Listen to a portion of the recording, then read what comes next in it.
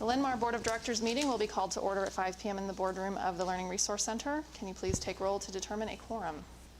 Buckholz. Here. Morey. Here. Nelson. Here. Rollinger. Here. Walker. Here. Wall. Here. And Weaver. Here. I make a motion to adopt the agenda as presented. Second. Motion by Clark and a second by Matt. All those in favor? Aye. Aye. Opposed? All right, we're going to kick off tonight with a special recognition. It is National Principals Month. So, whereas principals are guiding leaders and examples for students, families, staff, and the community, and whereas principals have a significant impact on the well-being and success of our students and staff, and whereas principals fulfill administrative responsibilities that often go unnoticed, therefore, we, the Linn-Mar Community School District Board of Directors, join with the National Recognition Campaign and proclaim the month of October as National Principals Month. We urge everyone to say thank you to our dedicated and hardworking principals for all they do to ensure success in reaching the district's goals to inspire learning, unlock potential, and empower achievement. So, big thank you to our team across our district. We all appreciate everything you do, not just this month, but every month of the year. Yeah, seems appropriate. All right.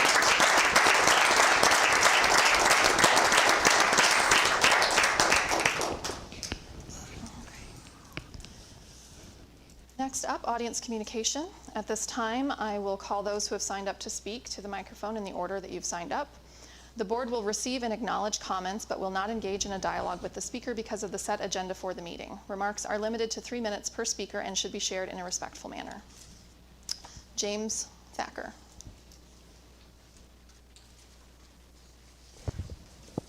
Jim Thatcher, Linn-Mar School District President for 32 years. I'll send an email to support my statements. One of my sons who graduated from Linn-Mar asked me to say hi to Clark, which I did a while ago. He was a teacher in the 1990s, so thank you. Prior to April 25th this year, I'd maybe said to any one of you hi, and no more than that, or a little more than that. I'll highlight things this board has done well as it relates to 50413 and then give some recommendations. Shannon and Britannia, you responded to my emails in April and May with helpful information. Thank you. That's good. April 25th, the board had more than 70 speakers. I carefully observed the board's verbal and nonverbal actions and reactions. After the meeting, I approached Matt and I asked if it was okay if I speak with him. I didn't know if that was all right or not. I let him know that from my observation, he was the only one that really grasped what public service was all about from that meeting. Good job, Matt.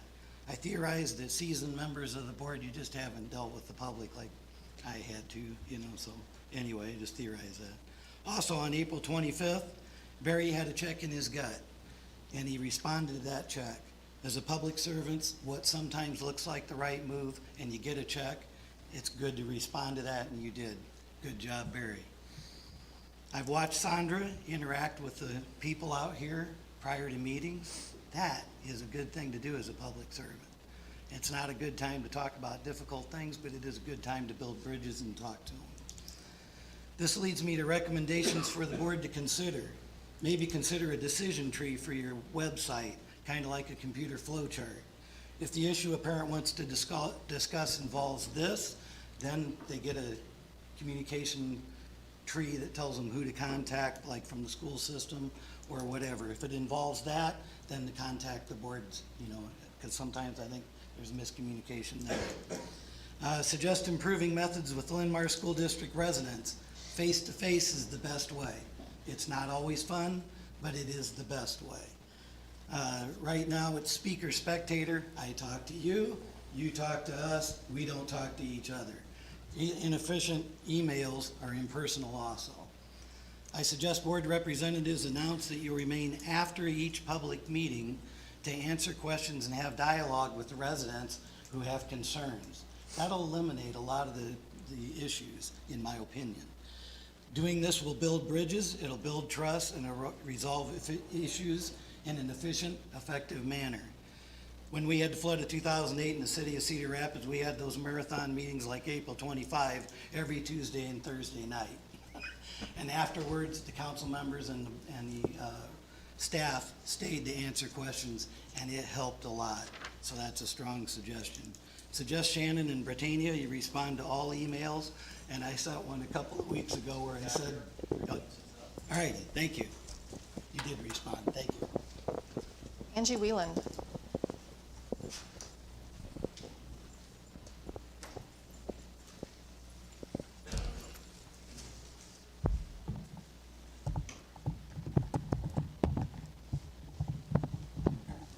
Sorry. Okay. My name is Angie Wyland. I'm here today on behalf of the Cedar Rapids chapter of Moms Demand Action for Gun Sense in America. Gun safety is on the ballot in Iowa this year, and voters will consider a constitutional amendment that states, "The rights of the people to keep and bear arms shall not be infringed. The sovereign state of Iowa affirms and recognizes this right to be a fundamental individual right, and any and all restrictions of this right shall be subject to strict scrutiny." Strict scrutiny, that's the end of the amendment. Strict scrutiny is not in the Second Amendment to the United States Constitution. Strict scrutiny is what makes this amendment very difficult, very different, and very extreme. What is strict scrutiny, and how will it potentially change things? Strict scrutiny is a level of constitutional analysis that most limits our legislators and judges from implementing laws to protect citizens. Strict scrutiny requires a judge to determine that a challenged law furthers a compelling government interest and is narrowly tailored to achieve that interest. This standard, when constitutionally required, will make it almost impossible for our police, legislators, and courts to protect our citizens from gun violence, including threats that will continue to develop as technology continues to change. The gun lobby claims that strict scrutiny the amendment restores the rights to keep and bear arms, when what they really do is elevate the rights to guns and threatens public safety laws, forcing judges to apply the highest judicial standards when analyzing firearms-related laws. Only 3 other states have similar wording in their constitution: Alabama, Louisiana, and Missouri. They rank 3rd, 4th, and 5th for the highest rates of gun deaths in the U.S. We do not want to follow in their footsteps. This extreme approach will invite frivolous litigation, undermine decades of case law in the state courts, and put in jeopardy many moderate, common-sense gun laws. Here is what is at stake in Iowa from our current laws: to keep felons from having firearms, keep perpetrators of domestic violence from having firearms, keep guns out of schools, keep restrictions on machine guns and other offensive weapons. These laws, when viewed under the strict scrutiny standard proposed by the That's your time, ma'am. public Thank you. measure- I just wanted to ask you to have a resolution in opposition of this dangerous gun Ma'am, amendment. I have to stick to the 3-minute rule. Thank you for coming.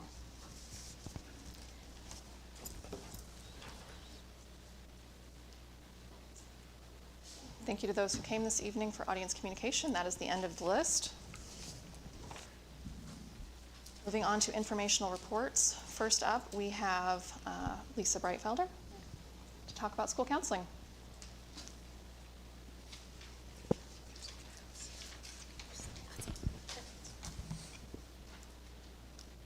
Okay, I'm going to wear my mic because I kind of move and it's hard for me to stand behind the podium. So, thanks for having me tonight. A lot of our school counselors are at the Iowa Best Conference this evening. It's on today and tomorrow, so a lot of them are there. But we have, and I'll let you know in a little bit later on, about 3 times we're going to have them actually come in front of you, our school counselors as well as our student assistance team. So our high school counselors are going to come back in February. Our intermediate is going to come back in March, and then I will schedule with the elementary team to come and present. So today, I'm going to talk about school counseling as the program, where they're going to come and talk to you about kind of the day in the life of. So I'm going to talk about what would be a good program, what we strive for, and then they're going to bring the reality to it. All right? So that will be more to come. So what are our outcomes today? So what I want us to do tonight is be able to understand what school counseling is and what school counseling is not. I want us to get an understanding of what is a student assistance specialist as well as a school counselor. That's something very unique to our program here at Linn-Mar. We're going to talk about what ASCA is and what ISCA is, and then we're going to get into the MT-MD-SS, which is multi-tiered, multi-domain system of support. So a lot of you know about MT-SS. Our school counselors work in MT-MD-SS. So they have 3 different things that they support there as well. So we will get into that tonight.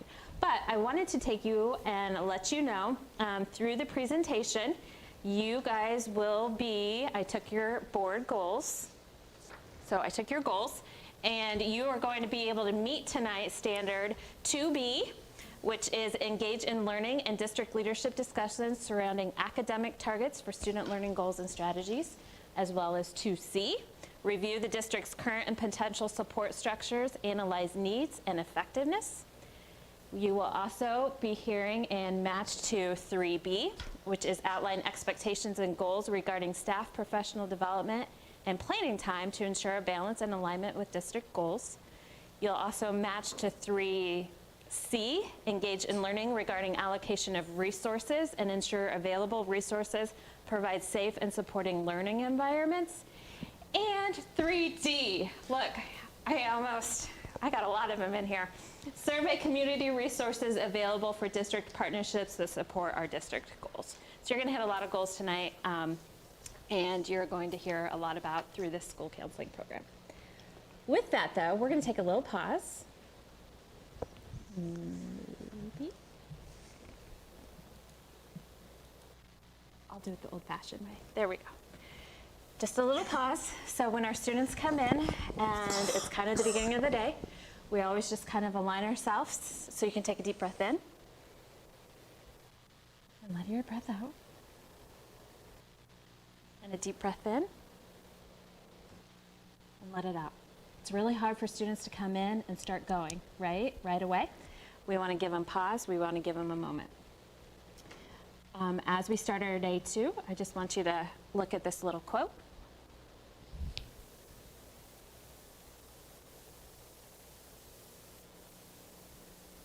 One of our big words in the school counseling program is belonging. So this is a quote that really kind of resonates with us. And how we want students to feel like they belong here at Linn-Mar.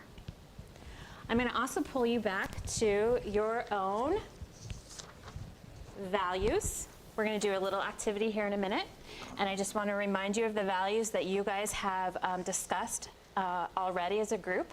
You want to put forth your vision, so you're going to be able to see how your vision comes through, not only today, but as we think about the school counseling program moving forward. Your purpose, decision-making that provides meaningful purpose to inspire learning, unlock potential, and empower achievement. Respect, we're going to have a commitment to the board code of ethics in respect to our work, so we will be respecting each other through the presentation.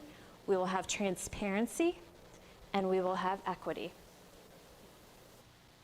I'll tell you why I pulled those in a minute after we do this activity. Okay.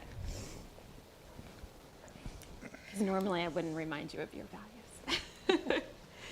Okay, we are going to do a little activity right now, and I want you to know, reminding you of your values, but also remembering that we're going to go around.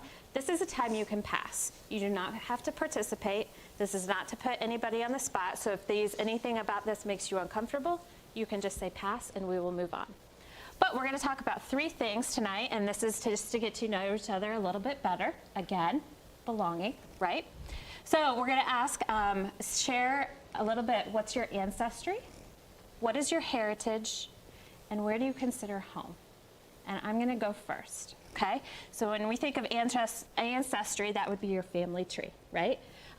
So my family, I have a lot of family, mainly here in this area, but we came, my grandma's from Greece, and my maiden name is Cortelyou. They came and they settled in Boston, and there's actually a street named after us. I've never been there, my uncle has, and so I have a t-shirt of Cortelyou Street, which is pretty cool. But we actually have a lot of ancestors that are in the Catholic religion. And if you go to DePaul University, there's a chapel there after Cortelyou gentlemen. When we were visiting, I asked if my daughter got free tuition because we were related to him, and they said no. So, but I tried. Heritage is kind of what are the things that you then maybe celebrate? What are the things that are important to you?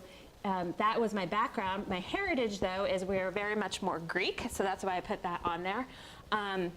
The Greek heritage, I grew up, well, let's see, my mom is an educator. She was the only one that was an educator, and she's also a first-gen college grad. My dad is a college grad, but he did not stay in his career path. He went through, criminal justice. He was doing his police work at Kansas City, and when he had a knife pulled on him, and he was like, I don't have anything to protect myself because he was still like just shadowing. He's like, yeah, I'm done. So he just went back home and said, I'm not going to be a police officer. So thank you for that, for standing here and protecting us, because he wasn't having any of it. He's like, nope, I'm going to go work for my family business. That actual quote right there is actually, I also have it tattooed right here. That quote is Gananthe Seantan, and it is Greek. It is know thyself, and I received the tattoo in remembrance of my grandmother from Greece. She taught me a lot of how to stand up for what I believe in, know my values, and stick with my values. So that is my heritage. What I call home is the Midwest, so I actually grew up in Illinois, and I moved to Loras College in Dubuque my freshman year. So 18 years all the way. Met my husband at Loras. He's 4 years older, and he got his job in Cedar Rapids, so that's where I ended up here. And so this Midwest, Illinois, Iowa is my home. Okay. Would you like to share with us your ancestry, heritage, and your home? Sure. Ancestry is primarily European, kind of blend German, Irish, and a little bit of several other countries around in there. And then we have a son that was born in Korea, so now that's part of his family's culture is now our family's culture, and so that blends into our heritage as well because we celebrate a lot of Korean culture as part of our family, and in addition to, I don't know that there's really any like German or Irish things that we really celebrate anymore, but I think our families have created sort of our own traditions. So I think honestly, probably we celebrate more Korean things than we do like German or Irish things now that I think about it.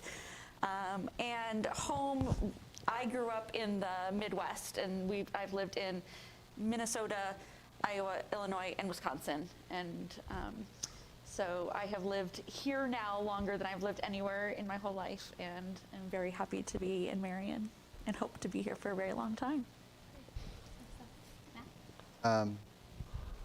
My ancestry is German, Luxembourgian. Our heritage, on my father's side, we are a long line of farmers.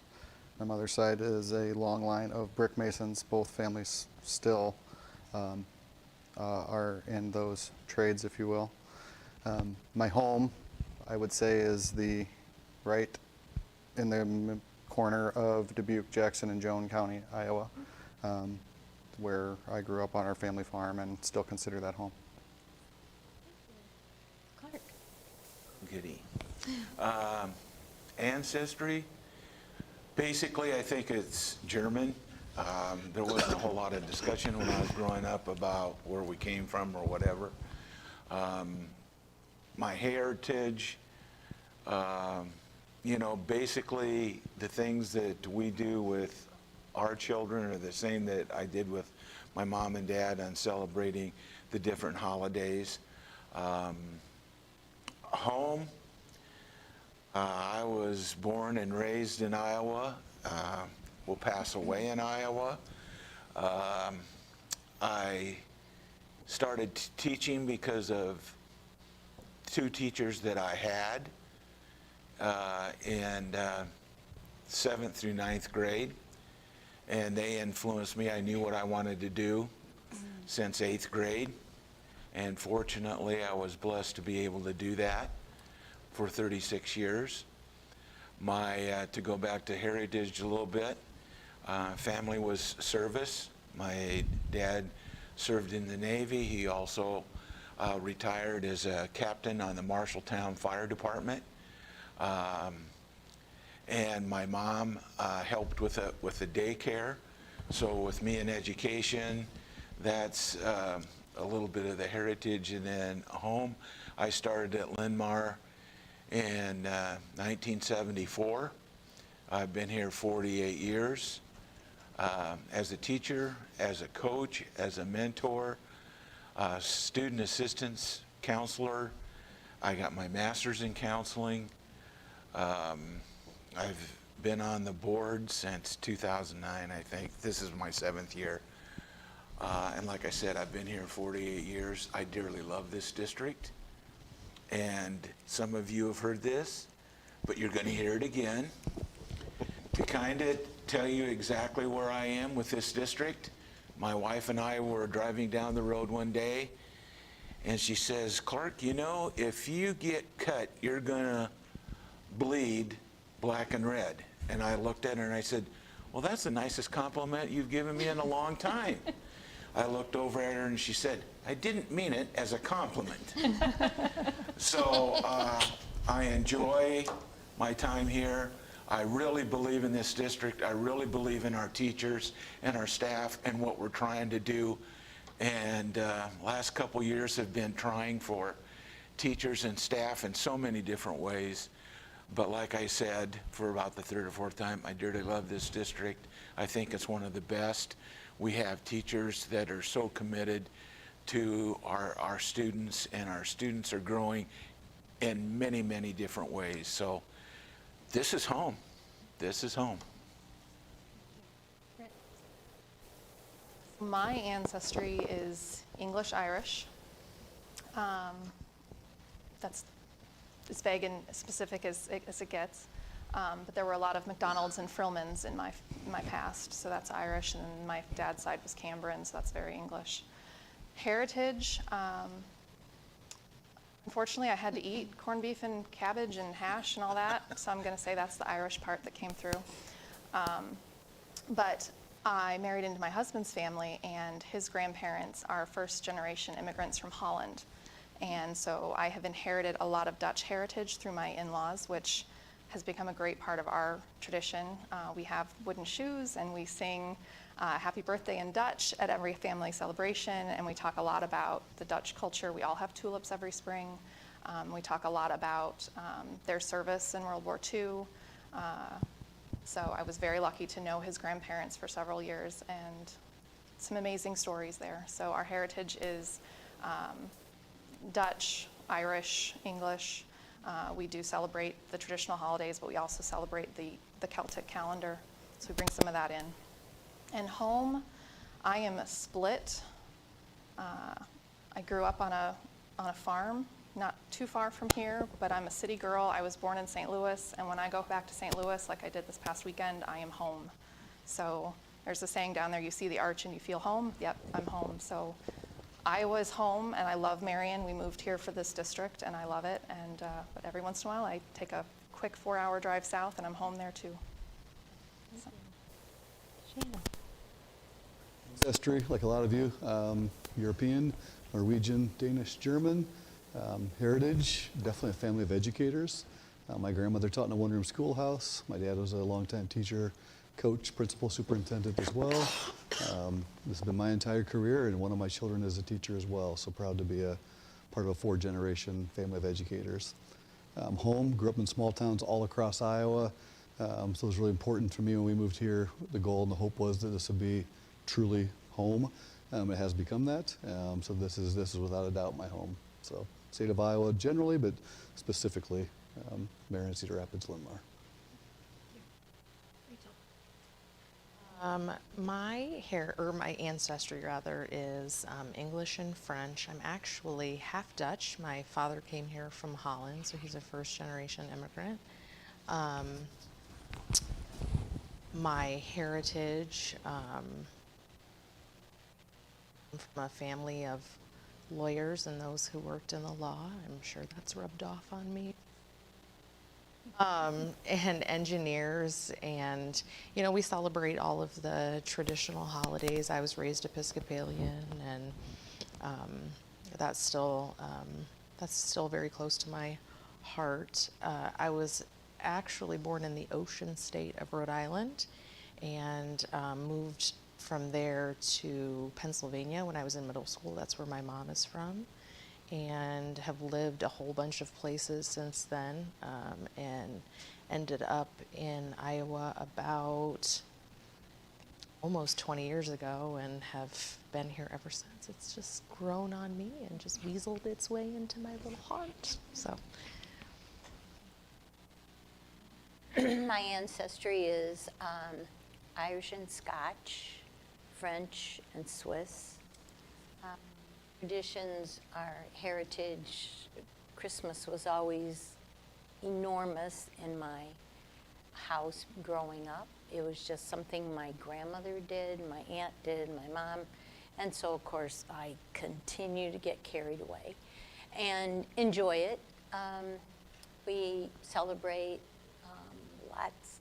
lots of the holidays with family as much as possible. And as far as home, I've always lived in Iowa, and it is home. And took a few years to Nebraska, but came back here, and all good. Yeah. This is an interesting discussion. It's kind of intriguing. I'm just about 100% German.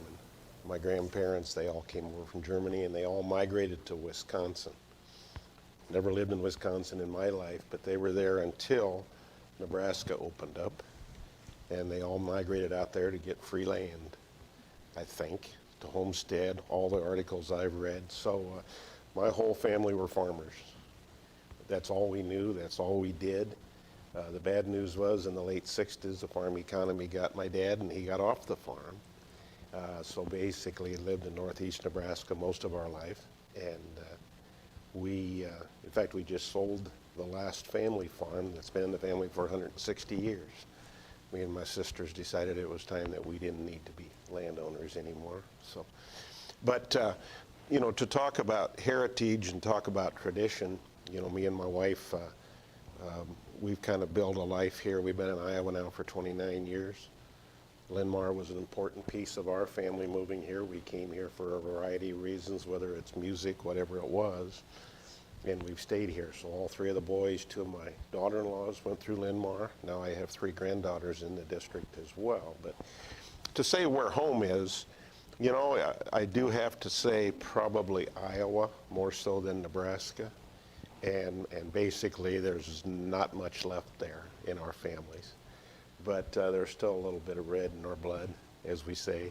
Not a Cornhusker at all. But, don't say that to Chad. Chad's still a Husker fan. But so anyway, Iowa's been good to us, even though two of my boys moved. Well, one of them moved away, but we still love Iowa and still love.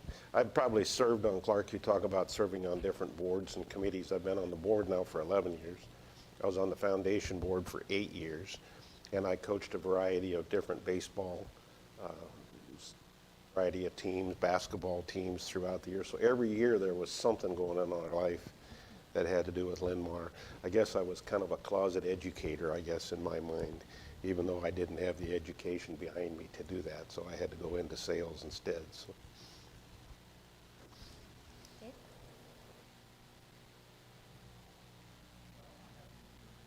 23andMe for my heritage. Yeah.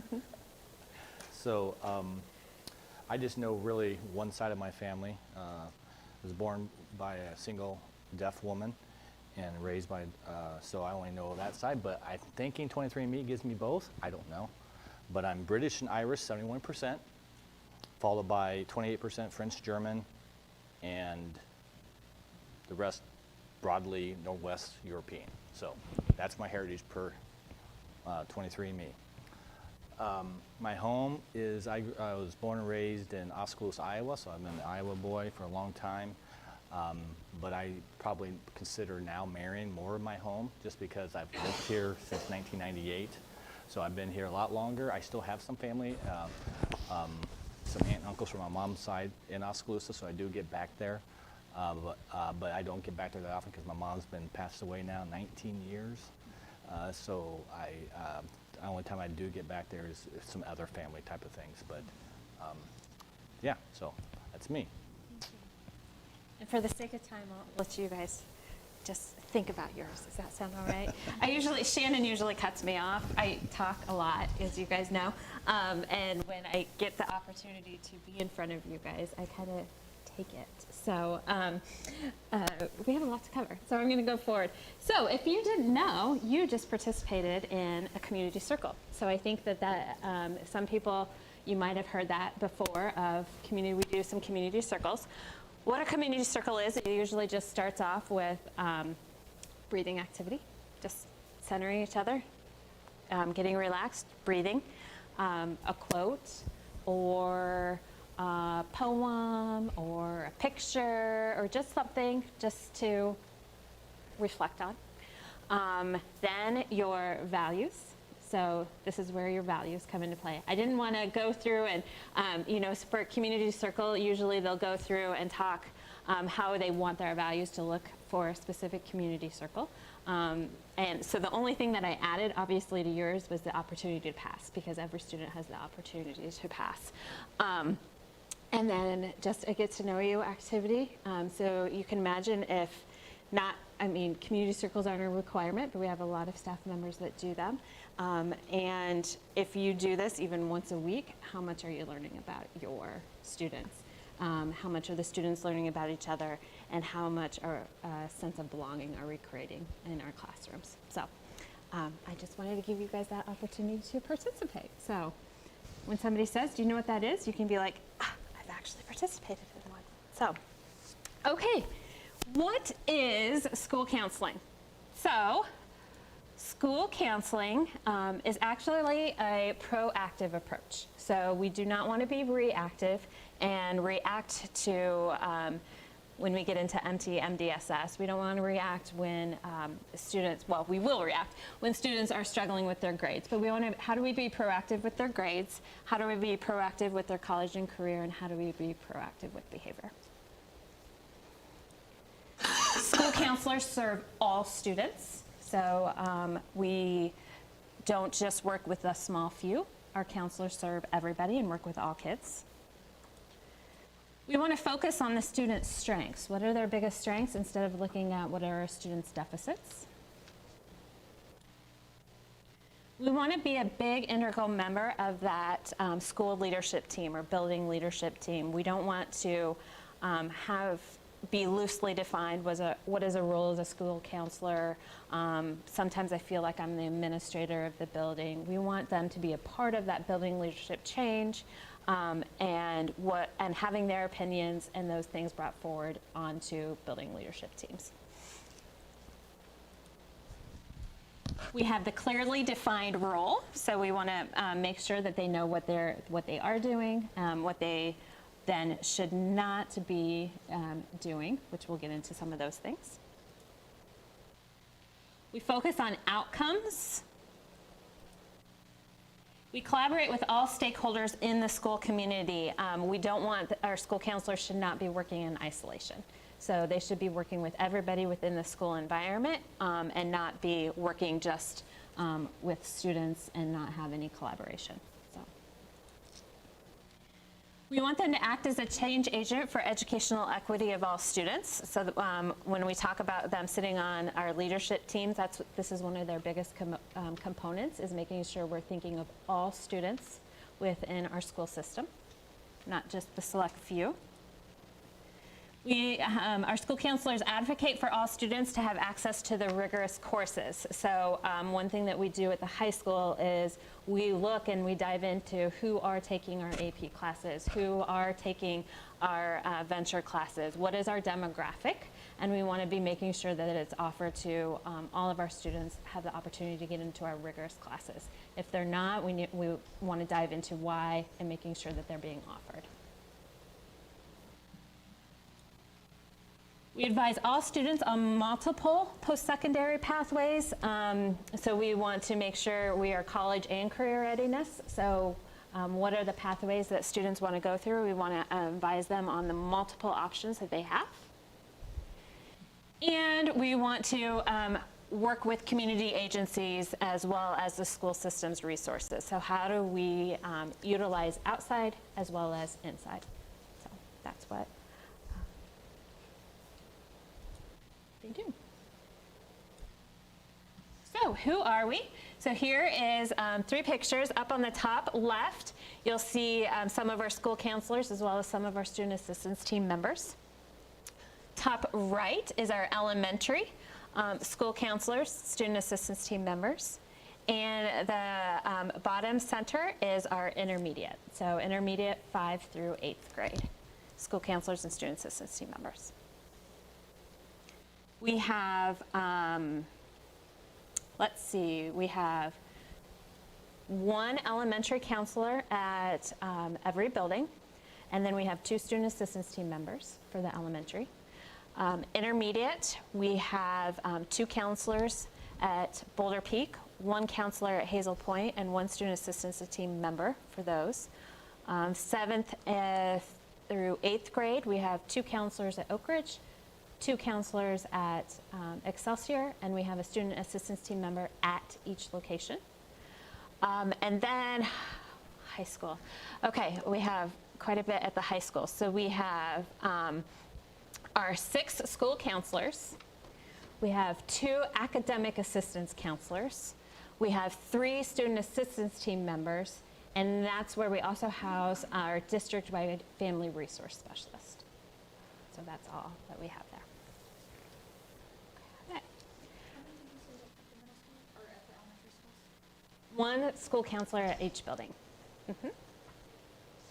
So what's the difference between schools counselor and student assistance team member? And you're going to get a better picture of this when we do MTMDSS. But school counselor, in order to be a school counselor, you have to have a minimum of a master's degree in a school counseling program. Student assistance team member, we have a variety of backgrounds.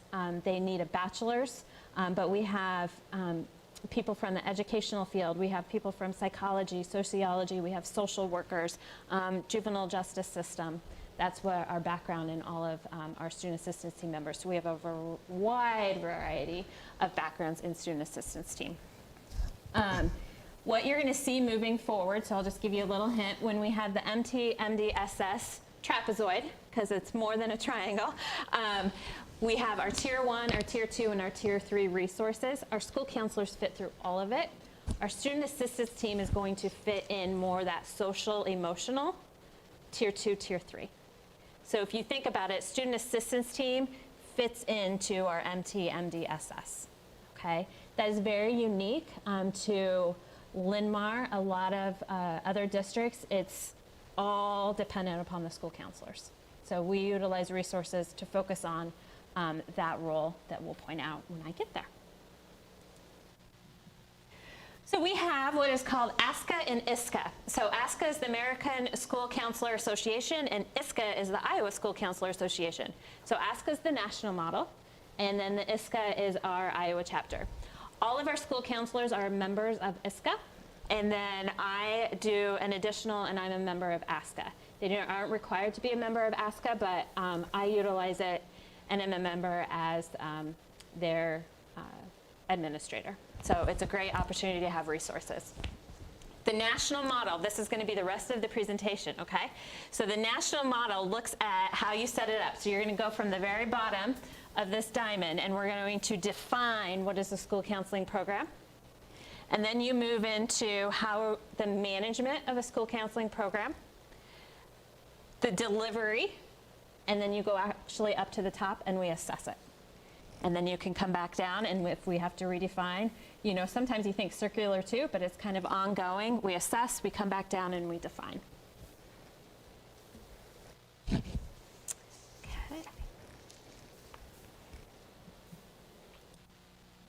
So we're going to start with defining, and it's kind of a little bit hard to see there, sorry about that, but you have in your handouts, I'm not going to go into every one of these, but everything is hyperlink, and if you need this presentation live, it's all hyperlinked. So if you go into this, we start at the very top. We have student standards and competencies, and the students and standard competencies come from Iowa. So these are the Iowa competencies that we have to teach all students in preschool through 12th grade. Okay. Then we have down here at the bottom left, these are ethical standards. These are the ethical standards for our school counselors. And this comes straight from ASCA, and these are the standards that they need to meet for ethics. And then we have over on the right is the program, our professional standards and competencies. So then they also have specific school counselor competencies. So when you think of a teacher evaluation process, you have the Iowa teaching standards. They have their school counseling standards that they get evaluated on. And so that is attached right there. Do you use the national standards for evaluation? Because the state of Iowa requires that school counselors be evaluated on the teacher standards using the teacher evaluation, but there is a supplement that does a crosswalk. Is it utilized here? We utilize the crosswalk. Yes. So when we sit down with them, they have their teaching standards, but we're using the ASCA, the professional standards, to see how they're fitting in with those areas of the teachers. So highly focused on those standards at the ASCA standards, but we'll just tie it into that teacher. Yeah. Great question.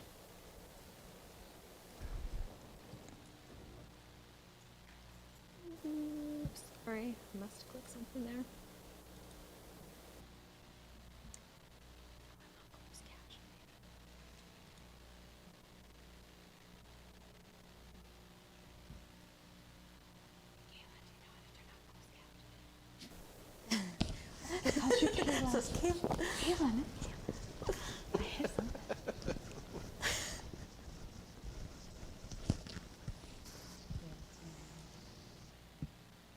Okay.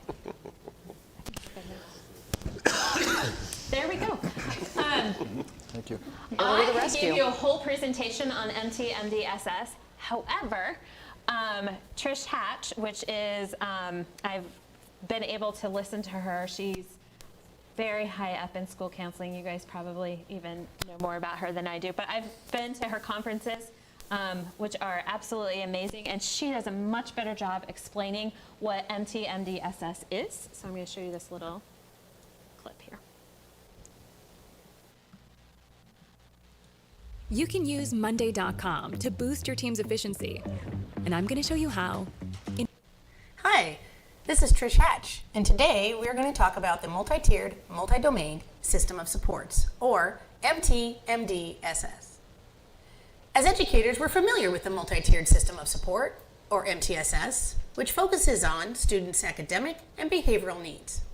But for school counselors, who focus on 3 domains, academic, college and career, and social emotional development, we need a more robust system. We need a multi-tiered, multi-domain system of supports, or MT-MD-SS. In MT-MD-SS, school counselors ensure that all students receive the instruction and support they need to grow academically, develop socially and behaviorally, and to prepare for post-secondary options. In this system, activities, instruction, and intervention services are grouped into tiers, ranging from Tier 1 services, a core program of universal supports that apply to everyone, to Tier 2 services, or targeted interventions, which would typically only apply to approximately 20% of students. And finally, to Tier 3 services, intentional interventions, which would typically apply to between 5 and 10% of students. MT-MD-SS provides a data-driven approach to determining which of these levels of interventions or tiers are appropriate for any individual student.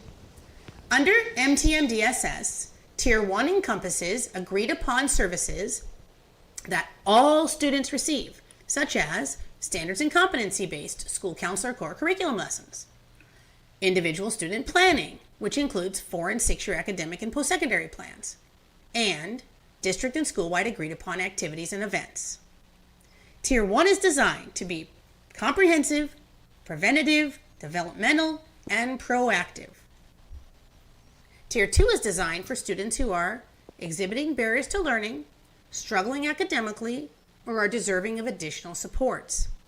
It uses database decision-making to select at-risk indicators such as attendance, behavior, credit deficiency, and post-secondary readiness data. Targeted intervention data elements, grade levels, and timeframes are queried to determine which students qualify for interventions. Depending on the student, Tier 2 interventions may include short-term individual or small group counseling, progress monitoring, consultation, collaboration, and/or referrals to resources within or outside the school building. Tier 3 services are designed for students experiencing emergency or crisis response events, or to support students with needs that remain unresolved within Tier 2. School counselors provide short-term, solution-focused counseling, consultation, and when appropriate, referral to additional resources. Over time, MTMDSS allows school counselors to spend more time implementing proactive Tier 1 action plans and less time engaged in reactive Tier 2 and Tier 3 activities. The ultimate goal is to ensure all students achieve their greatest potential and graduate ready for post-secondary success. Much better than what I could do. Stick figures and I get along really well. So if I would have had to draw even any representation, you wouldn't have known what it was. So here's a little activity.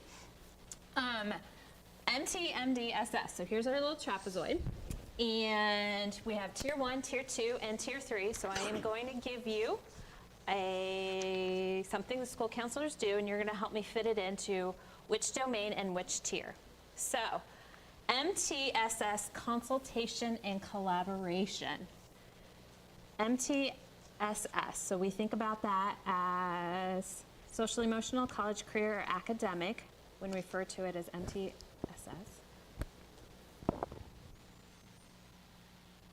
Think of that more of the academic realm, right? So if we're going to provide consultation to it, is that given to everybody? Yes.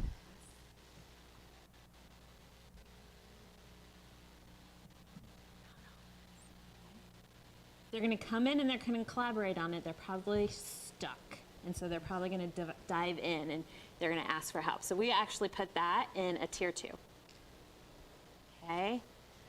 PBIS. PBIS is a big thing. So we teach PBIS expectations. Where would you expect that to go? A Tier 1 or a Tier 2? Tier 1. Yep. And we actually put that in 2 domains because we're going to teach it academically and we're also going to teach it social emotionally. Small group counseling, would you put that in 1, 2, or 3? 2. So we're going to put it in 2, and you're going to see something else pop up in the level 3 in a little bit. Referring to post-secondary support programs. So I'm going to give you this one.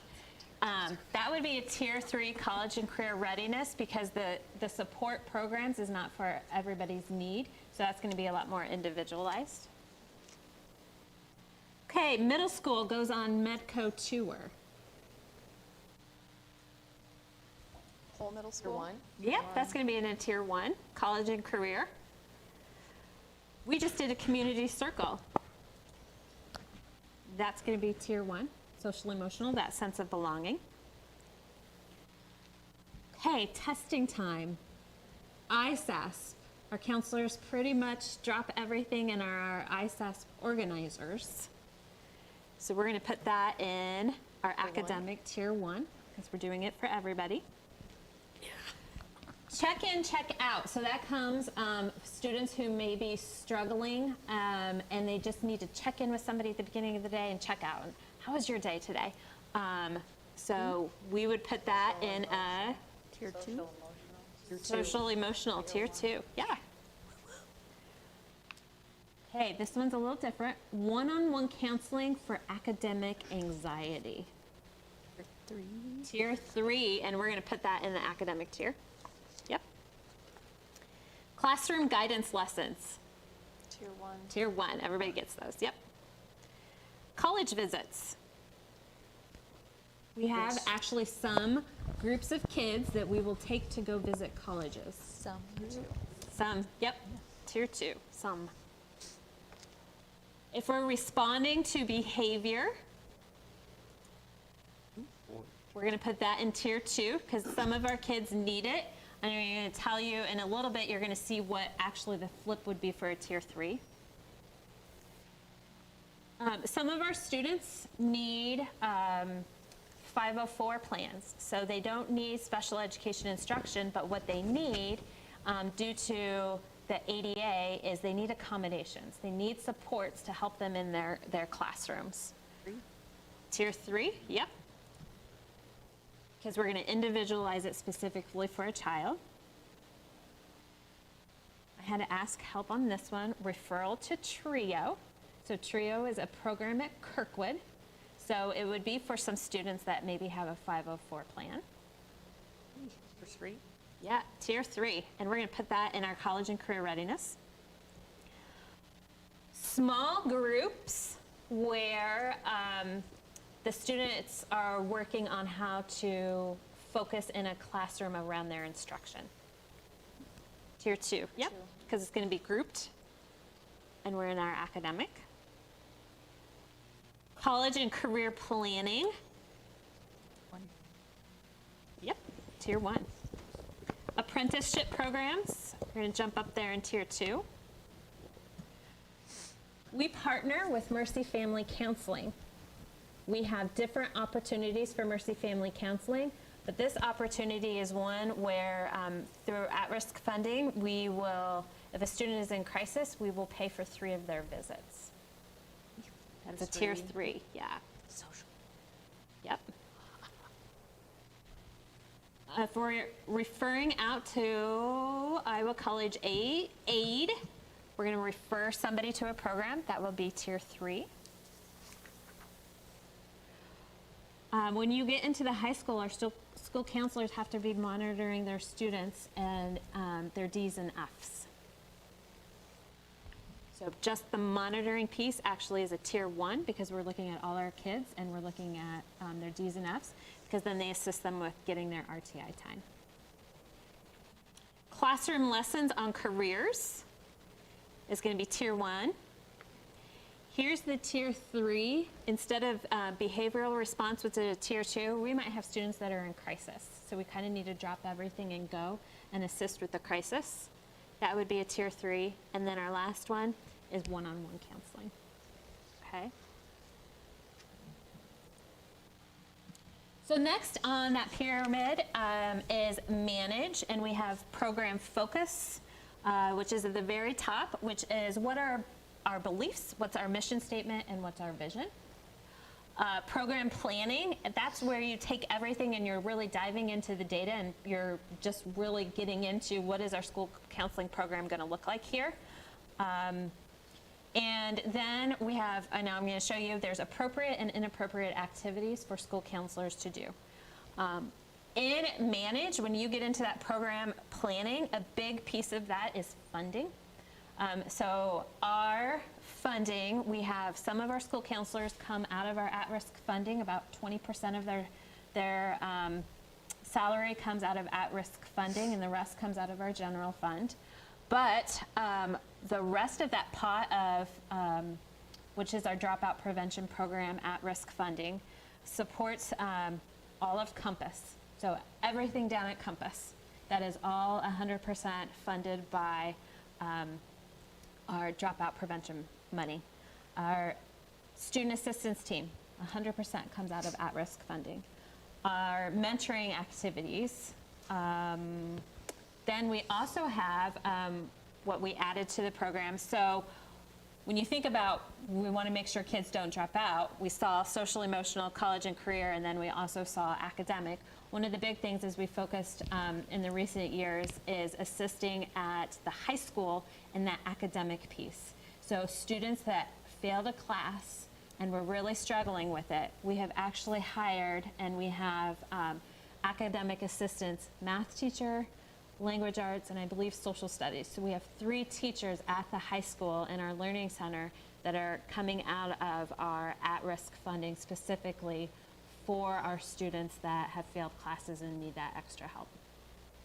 Okay.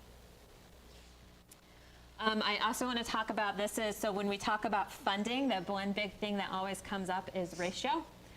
So ASCA has the recommendation of 1 to 250, so 1 school counselor to every 250 students. Iowa has 1 to, I think it was 350. I'm glad to see that head. I was like either 300, 350. 300 to 350. 300 to 350, it's right in there. So that's recommendation. A lot of things come down to funding. If we get past that point where we can go more than 2.5% on that at-risk funding and get the full 5%, can you imagine if we doubled our pot and what we could do with that? So that would be wonderful. That would be wonderful. So I wanted to throw in here, I'm not going to read it to you, but this is our mission statement, and on there twice for you. Yeah, there's our mission statement twice. I just loved it so much. Copied and pasted it. And really drill that in for us. Yeah, that other one's supposed to be your vision statement, but we just got so much on our mission. Okay. You were saying the ratio. What is our current ratio? Depends. Depends upon the school. So our elementaries, that would be the actual how many students are in that school. So it can vary from, I don't know, Shannon, what do you think our lowest? About 320 to 450-ish. Yeah. Yep. Then our middle school and high school, they're around or I say intermediate to the intermediate size, they're about at the 300. And then our high school is about 375. Are you dividing the ratio between just the school counselors, or are you counting the assistance team? Nope, that's just the school counselors. A couple of questions. Well, I have some more, but I'll just email you most of them. But 2 things I kind of wanted to hit on is this difference between a school counselor and a mental health counselor, which, I think there's some degree of overlap there, but there is a lot that does not overlap. And so I wonder, even within the student assistance team, not all those folks are trained necessarily in mental health counseling. And so I wonder what role that could potentially play. I think, we just keep hitting on this, mental health a domain over and over and over again, the board, the district, and all of that. So I do worry that there is this sort of assumption, a kind of lay assumption that, that's what the counselors do. In addition to the academics, that they provide something that they aren't like designed to provide or trained to provide. And I think that's really critical, and I think it is a place where we really have to focus. And I'm sure you already. I have it in the slide here a little bit. Yeah. I'm sure you already know that. Yep. Then I wanted to ask, in Shannon's State of the District, you had somewhere between, roughly around the 250-ish mark for 504 plans. So did the quick math on that. Less than 4% of students have 504 plans. When we talk about mental health and the crisis that exists, I guess I find it just a little concerning that we have so few kids who are taking advantage of that, probably don't know about it. And I know we've talked about resources and funding, but a lot of times that doesn't really require much, if any, funds. Not always, but so, what would you say about that? What are your thoughts on that? So I would say you're absolutely correct, and we're not getting everybody identified that qualifies for a 504. So school counselors do oversee when somebody says they have a concern and they want to look at eligibility for a 504 plan, they follow through that process. What is one thing that is a little difficult and that may stop a student from qualifying for a 504 is it has to be impacting their school life here. Like, we have to be able to see that. What is really hard and what we're stretching our thinking around is when you have a student with anxiety and they're a straight A student, we see that and we're like, well, it's not impacting them at school, but you go home and boy, how many hours is that student spending on their work, because they're also could be the perfectionist, right? And they get anxious about that. You might have tears. The parents have, their kids are melting down. So they're holding it so close together at school and keeping it so tight. Then they go home and they just let it go, right? So we're expanding our thinking on how do we look at this from both sides? What is happening at school and what is happening at home? Because we need to make sure. So that's kind of a new realm of looking at some of this stuff. We also have, things when you start looking at like the health too, students with health, so you might not think about that as 504, but we have a lot of nurses that oversee 504 plans too, because they're all just health specific and health related. But one is, yes, how do we make sure that if students are utilizing accommodations, how do we make sure that that's in a legal binding document to assist them moving forward? We also hear a lot of times is, that's just kind of how we do things in elementary. Like, we in elementary provide all these accommodations, and so they just get it. And then we move to the intermediate. They get a lot of things too, might be a little different. Move on to the middle school, but as we go up, things start changing, and then we also start changing because we want students to start, how do you advocate for what you need as well? So how do you put that accommodation in? Look at what does the student want, what does the student need, and almost kind of teaching them how do you need to advocate, because once you leave us and whatever realm you go into, you're going to have to advocate.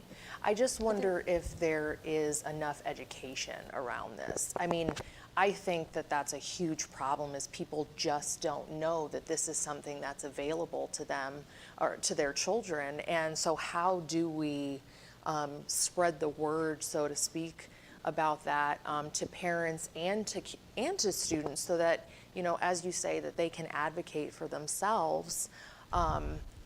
I think there's a bit of a disconnect there, and I hope that that's a place that we can put our focus, because I know that everybody wants students to be successful, and I really do believe that it's just a matter of giving them an environment in which they can be successful, and every kid can.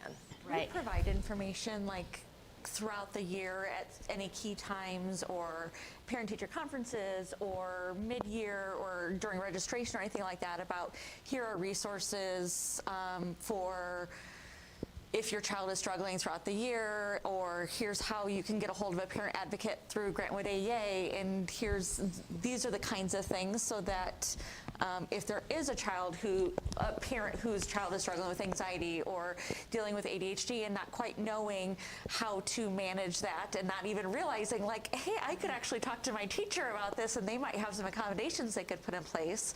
Right. I think there's so many that just don't even realize that that's a thing. Right. Right. So a lot of the referrals come through the counseling office, because somebody, either the teacher or the family, reached out to the counseling. But it is something that, yes, we can definitely assist with getting more information out there about the resources. Okay. And going back to Rachel, what you had said too, my hope is kind of what you just touched on at the end, where all of our classrooms are utilizing strategies that benefit all kids. So that's just how we operate. So we wouldn't need as many because we are just doing it for all.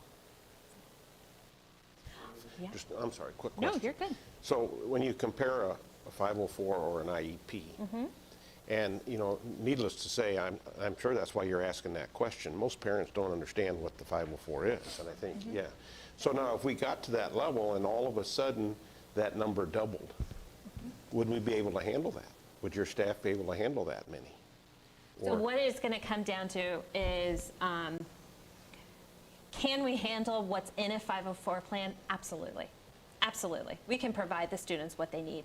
What it's going to come down to is that paperwork piece, and it's just that compliance piece of, number one, getting the evaluations done of students that would qualify, writing the paperwork, and then, you know, it's up to our administrators to ensure that those 504 accommodations are happening. So making sure that all of that is taking place. So can we provide them? Absolutely, we can provide them. The paperwork is just where we get. Thanks. That's the time. That's the time. Mhm. So you talked about activities, and I will just quickly go through this, but appropriate and inappropriate activities. So it's appropriate for school counselors to provide advisement and appraisal for academic planning, but it's not appropriate for them to be building a school's master schedule. It's appropriate for them to provide counseling to students with disciplinary or attendance concerns. This is where you were getting into it, Rachel. But performing disciplinary actions or assigning consequences. So they're not the administrator. They're that safe spot where students can come to if they're upset, they need a safe place to go to. Providing short-term individual and small group counseling services to students. That's what a school counselor provides. They're not there to provide long-term, ongoing counseling in order to address any psychological disorders. So after they've seen a student for a few number of times, they're reaching out to the family and saying, okay, we need to talk a little bit more about this, because it should be short-term. It should not be a long-term, consistently going to see a counselor. Okay. Consulting with teachers is good, but they should not be supervising classrooms or the common areas. Okay, so sometimes that we might see that occur, or we might see sub-shortage. Let me grab the counselor, you know, so those are the things that we don't want to see. What are we doing to prevent that? I mean, obviously emergencies happen, but I was going to say for subs, that has really swapped. So they aren't being pulled. And if they go do and leave, we are getting substitutes for them now. So that used to not occur, but now we do have substitutes to go in and provide our lessons. The other things that we do need to work on and we need to improve on would be what they call, so you have practices that every staff member in the building is expected to do. So like in the mornings, you know, every staff member is going to be assigned bus duty at some point in time, probably walkers, things like that. Counselors are to be a part of that. Where you don't want it to go is when there's an inequity. So if all teachers are not supervising lunch duty, then counselors shouldn't be the only ones pulled to supervise lunch duty. I think those are the things that we need to still continue to look at and remove that. And it's just coming to figure out who replaces that person in there. And then analyzing disaggregated school-wide data. So they're the ones that are going to go in, look at the data, and really analyze what do we need to do, but they're not the person who's doing all that data entry. Okay? I have one question, just a real short one, that had to do with counselors and what they're asked to do in the elementary. And I have seen this and observed and heard that they are part of the specials rotation. And so that they might be in a classroom for an hour and the lesson might only be 30 minutes. And I'm not really sure you could.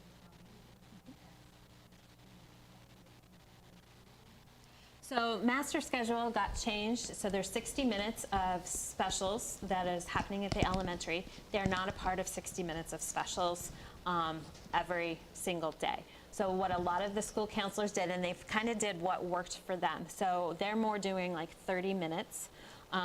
So I can tell you, like one school, for example, is doing, and I can't remember, she switched it up one way or the other. A couple of them did this, but it's like 15 minutes of a lesson, and then the other 45 minutes they're like going to media or something somewhere, or the library, and then on their next rotation day they're actually doing 30 minutes of supplemental to their 15 minutes. So they're doing like a 45-minute, and then the other time it's doing that. But we don't have any school counselors at the elementary doing straight 60 minutes of that time. And also, because of how many students there are in some of the buildings, the counselors were really having no other time to be a counselor other than the time in the class, that assigned a classroom time. Has that changed?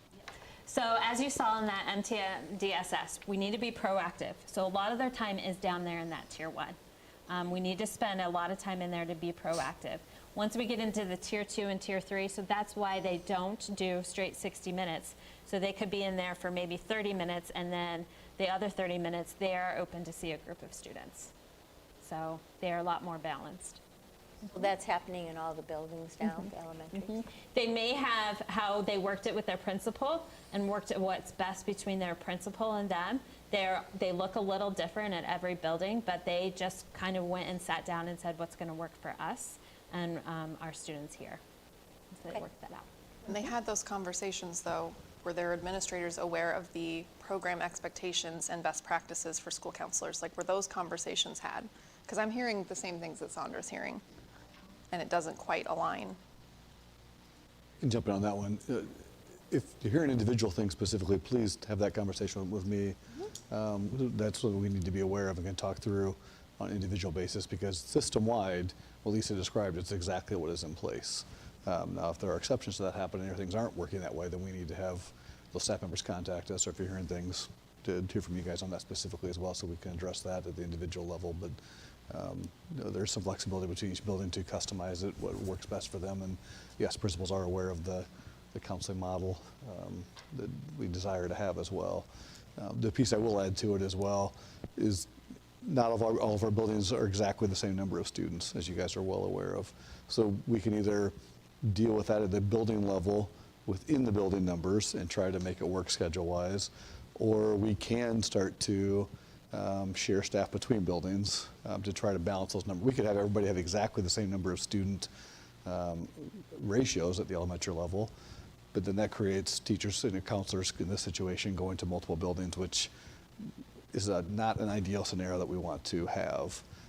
So that becomes the other part we could look at to make it on paper more equitable, but in reality probably not as functional as we like it to be too. So that's where I think the individualness at the building level gives them some flexibility to describe what Lisa talked about that we feel is working, but if there's something there's still not in place, then we need to have that conversation individually and figure out where to go next. So I don't know if you had anything else to add to that, Lisa, but step on your toes, but that's really a system thing that we can certainly look at. I think we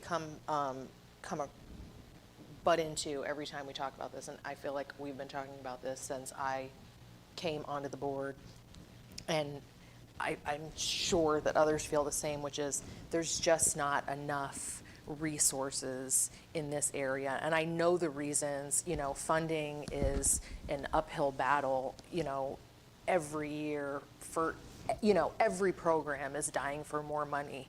But, when you look at 2,280 students, 6 counselors, that's 380 students per counselor. It's just things are going to slip through the cracks. There's just no way. One person can't do it all. So, I hope when we talk about the board priorities and where we want the resources to go, that we can make this a priority, because it just seems to kind of get the shaft a lot. And I would like to see us be able to prioritize this area more. And I know every area needs prioritization, I get it, but this one, just because it keeps coming up, I feel like we talk about these same things every single year.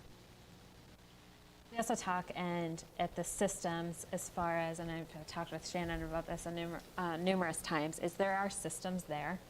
It's how do we utilize them? For example, we have Grantwood AEA who supports us. Well, we have school social workers and school psychologists in every one of our buildings. They're utilized to find students and see if they qualify for special education services. How can we utilize them to do small groups? They're trained psychologists and they're trained social workers. Could they not be doing some of this work? So we have access to some things. you know, obviously if that 2.5 would go to 5.0, my mind would just be like, oh my gosh, everything that we could utilize, you know, from going that we know elementary students really benefit from the family counseling approach, right? Because they really need that piece of what's going on at home as well as what's going on at school. How do we get access to family counseling during some of that time? And then how do we get our own counseling services? You know, unfortunately, we lost one of our private providers when they wanted to charge us $100,000 that we're like, I don't have $100,000 to be able to provide you to provide our students with counseling services. So constantly thinking of how can we do this better, yeah.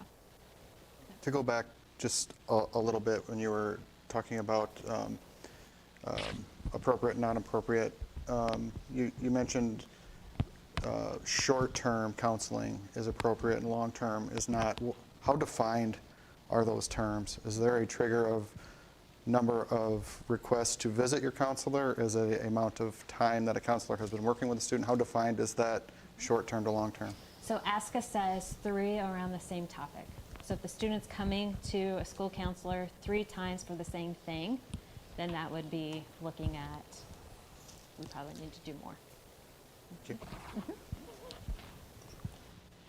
Then we look at deliver. I'm going to go a little bit faster because, like, I told you I talk, and I apologize. You guys probably were like, We're all just really interested short in this agenda today, right? No, anytime you see my name, it's not going to be a short agenda. So we have direct student services, indirect student services, and then this program planning and school support. So there used to be, this is an old model, and this is built off of a middle school model, but it used to be you go in for guidance. They wanted that about 30% of the time. Individual student planning, 20%. Being able to respond to students, 35%, and then just supporting that system was 15%. They've now changed it to just straight 80-20. So 80% of our time is utilizing direct and indirect services with students. So direct services are obviously you're meeting with them, you're face-to-face with them. Indirect would be like you're consulting with teachers, you're collaborating, doing some things like that. Maybe making referrals to outside agencies. Program planning and support, that's all the other stuff. That's looking at the data, that's planning your lessons, that's getting ready for ISAS coming up, testing, things like that. So that's where the other one comes from. And then we need to assess. So when we start assessing, oh, and I can tell you, sorry, because I did pull it from them, but Linn-Mar High School, when we go back, they actually did a time audit. So they are about 76% of direct and indirect versus what they had. It was about 12% program and planning, 3% of that fair share, which is what we called like everybody has that duty or responsibility. And then this is where we're still working. About 9% of their time is non-counselor activities that we need to beef up.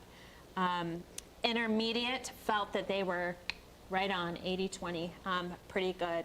And I need to get back with the elementary to see where they're feeling on their 80-20, especially after our conversation. So we'll see how that goes. Okay.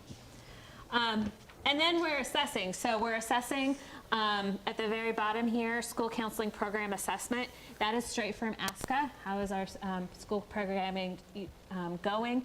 We kind of use that as a self-audit. So we kind of fill it out. How are we doing? How do we think we're going? And being able to improve that way. Up at the top, this is new. We don't utilize the conditions for learning survey to assess our school counseling program, but we utilize the conditions for learning survey to kind of assess our culture at the school building. So I just put that on there because that is specifically tied to some of our competencies too.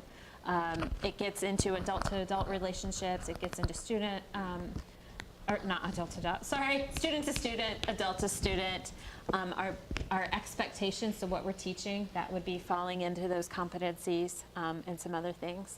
And there's a link to that there. That's straight from Iowa, the Iowa requirement.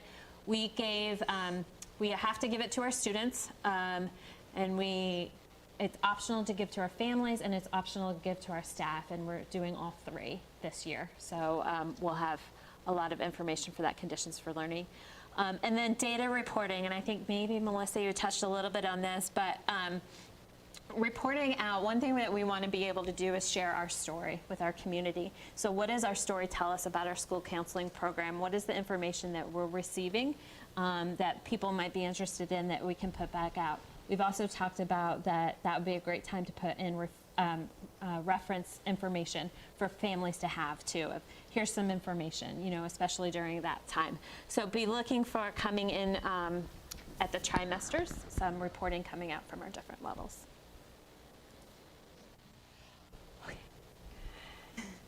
I've got a couple questions. Yes.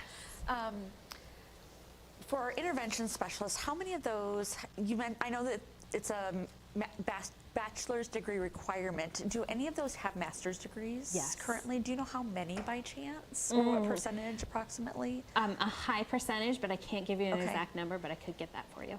And what are the typical master's degrees that they hold? Are they like licensed, or are they master's degrees in social work typically, or what?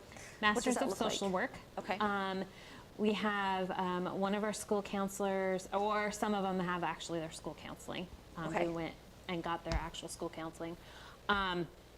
We have one that actually did hers in, I'm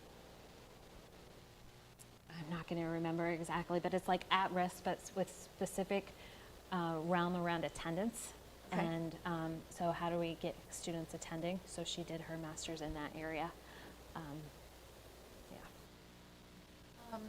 And then when you talk about the data and assessment process, do you have a process where you're collecting information about the student needs that we have currently that are unmet, and how many kids we're serving, and how many sessions are provided, and how many kids maybe have identified needs that we're not meeting, or what the needs are that are out there around the issues that fall under this purview? I'm curious, you know, we've talked about the fact that we've lost our in-school counseling services for the longer term needs, and I'm curious what the impact of that has been on our district. I know that we're one of the few districts in our region that doesn't have that right now, and it's worrisome for me, and so I'm just curious what that's looking like for our kids and our families. And we don't have it just at the elementary. So intermediate on up, Mercy comes in. But only for 3 sessions total? Nope, I'm sorry. No, so that is our emergency response. So if we have a partnership with Mercy Family Counseling where if we say this student is crisis, they actually reserved spots specifically for Linn-Mar so they can be seen within 48 hours with a counselor. On site? Nope, that one's off site. Our on-site ones, they actually, it goes through and that we have counselors from at every building intermediate on up.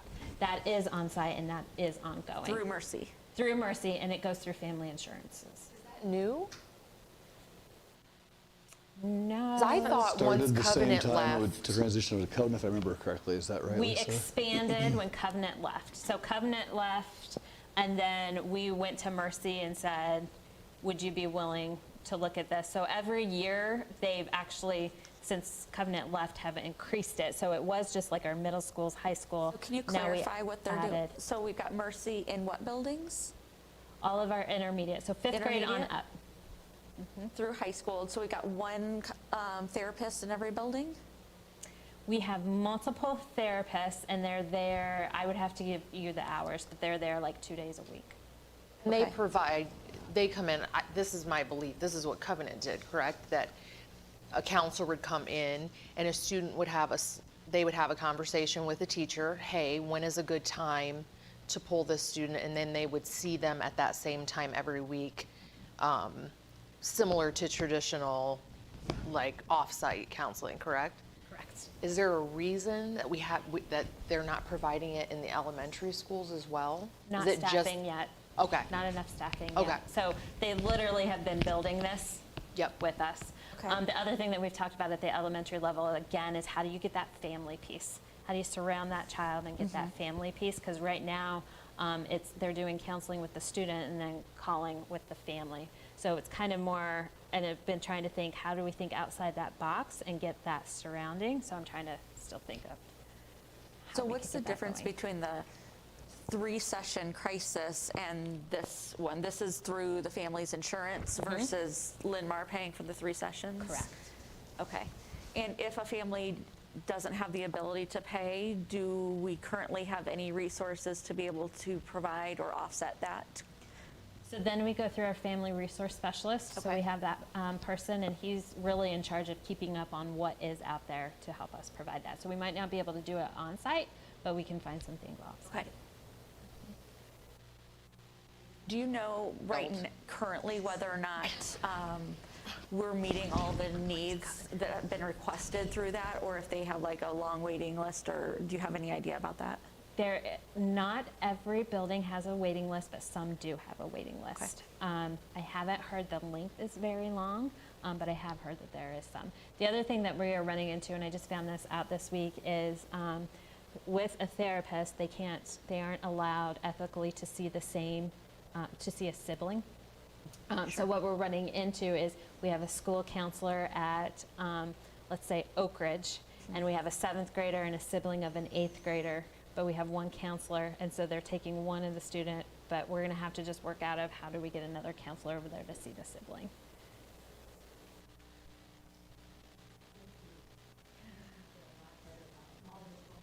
Yeah.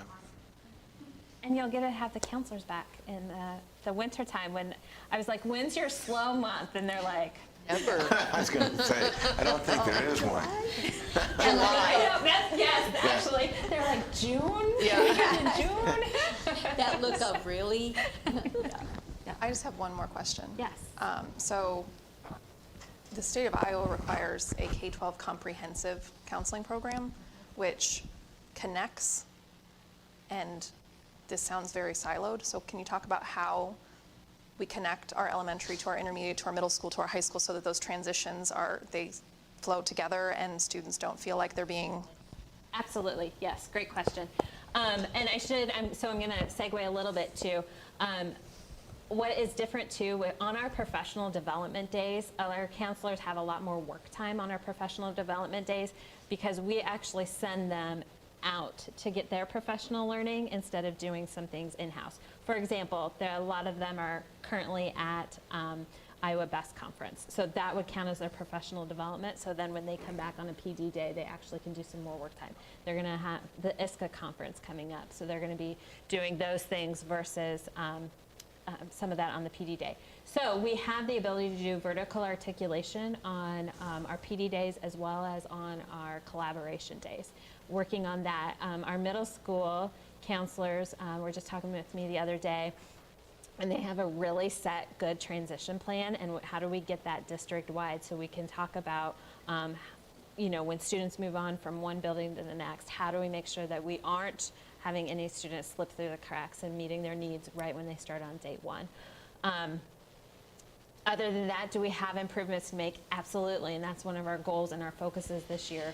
We actually looked into hatching results. Can you come help us make that comprehensive? But the $88,000 bill for 1 year was like, okay, we'll piece and we'll work some things through. So we bought the books, and we're gonna work through the workbooks on how to make that comprehensive school counseling program. But that is one of our biggest goals, as well as looking at that MTM-DSS. And, I plotted out a little bit here with you guys on that trapezoid, but where are our unneeded mets? Exactly like what you talked about. Where are our holes that we need to fill in, and how do we build that?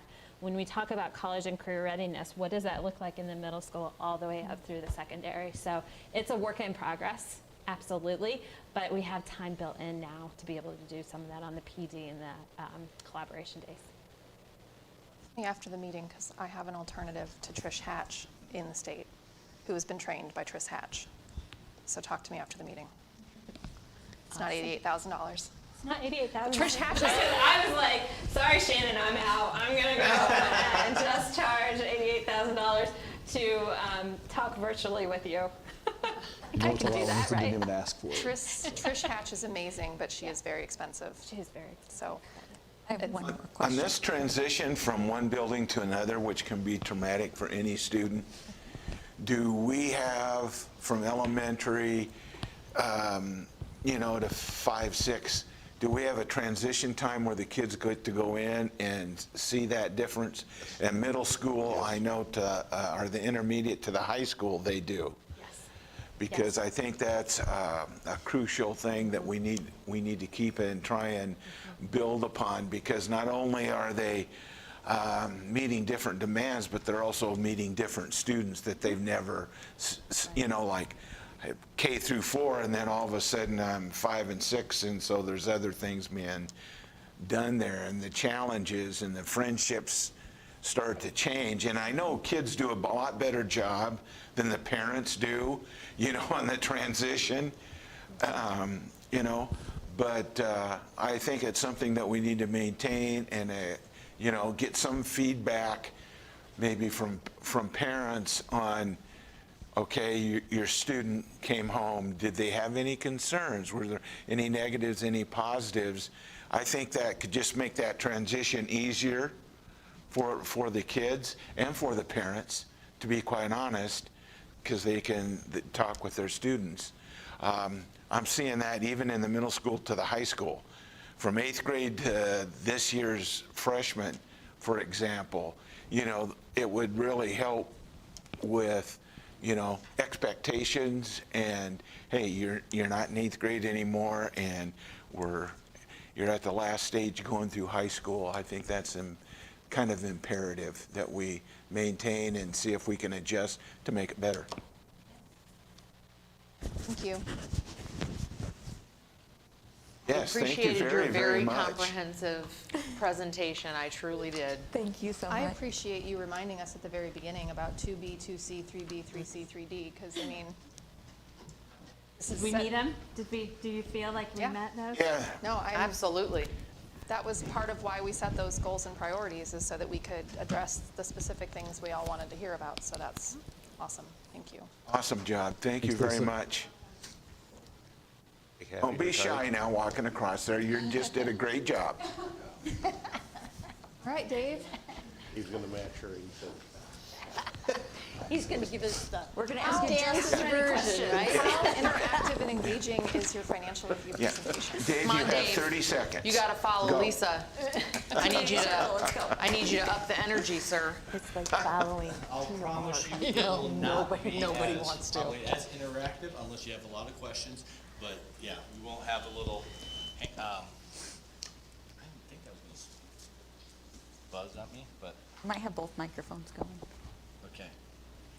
I do. But should I turn mine off? I'll turn mine off just in case. There we go. All right, I'm pleased to be here tonight to kind of recap of where we were for FY '22. Our year end is June 30, and so it's been an interesting time to get to this point between June 30 and now. This presentation usually would happen in September because of the cyber issue that we had, technology issues. For the full month of August, pretty much we didn't have access to a lot of our files, so this really put a delay on getting this closed out. And so did request the DE for a 2-week extension and got that, and so this was, we met that 2-week extension. It was on that day we finalized our certified reports and everything, so we got it done, and so this is the highlights of it.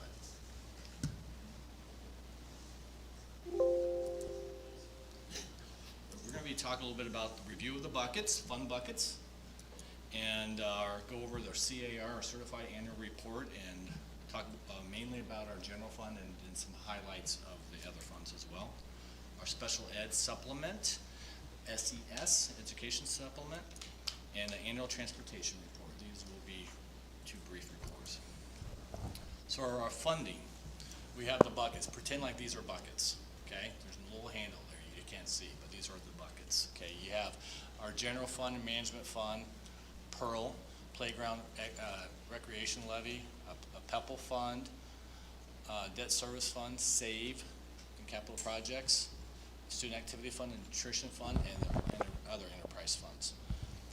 And so the general fund, there are pretty much all these buckets, you can only spend things within each bucket for the most part. There are some flexibility, as I'll talk about in a minute, But in the general fund, you have your revenues mainly from property tax, state aid, and some miscellaneous other income, and some federal dollars as well. And expenses is for operating of our district for the most part, salaries and benefits, materials, utilities, tuition payments, all of that comes out of our general fund. Management fund, there's only one piece of revenue that comes into that. It's property taxes and or reimbursements from the for insurance might kind of sometimes flow into that as well. But we pay for our property casualty insurance, early separation, unemployment, judgments against the district can come out of that. So that's the main things that you can use the management fund for. Playground, it's fully funded with 13.5-cent levy for property taxes. It's for a playground recreation spaces, how we use those funds. Our PEPAL fund, it's 100% property tax as well. And we get, that's for maintaining our facilities, purchasing vehicles and equipment that's over $500. Those are the types of things that we use our PEPAL fund for. Debt service, it's where all debt is paid out of, no matter if it's secured by the general fund, whether it's secured by PEPAL funds, the payments actually are made out of debt service. It also is used to collect the money in property tax to pay off our GO bonds as well. That flows through debt service. SAVE capital projects, our SAVE revenue bonds come into that, and our other capital projects funds would be, we issue bonds that's secured by SAVE. We use those dollars and count for them in that. And that's for building and technology as well. We use our SAVE dollars for. Student activity fund is pretty much self-explanatory. It's all the student revenue comes in for the extracurricular and co-curricular activities. Nutrition fund and other enterprise funds. Nutrition fund and other enterprise funds, all are enterprise funds. Those operate like a business. And so our nutrition fund, we get through meal sales and federal and state reimbursement and basically everything that all of our food and delivery services to get our food to the different buildings comes out of that. Now, there are some funds that can be, like I said, it can be used similarly, like PEPAL fund and SAVE. A lot of the same things can be paid out of both of those. So those are like basically the only funds that really kind of have the similar, that you can actually kind of flow between those two. But everything else pretty much is clear that that's where you need to pay for everything. Oops.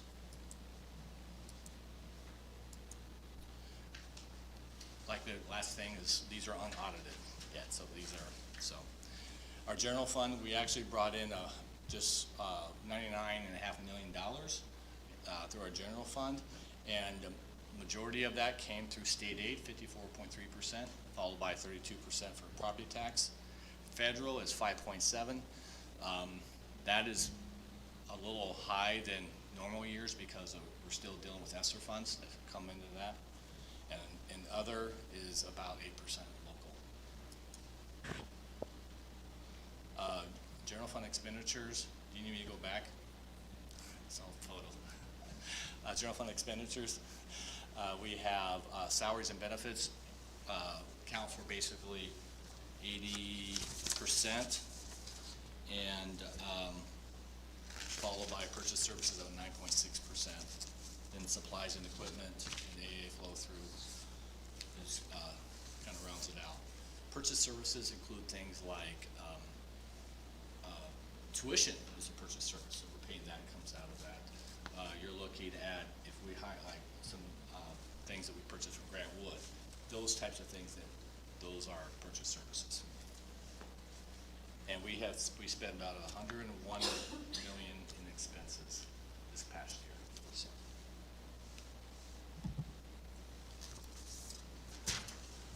When you're looking at the general fund, the main thing you want to take a look at, revenues, you can see we were up about $2.8 million in revenue, but our expenses were up about $7.3 million in expenses when you compare the years. So the changes in, for FY22, we actually had $1.6 million more in expenditures than we did in revenue this past year.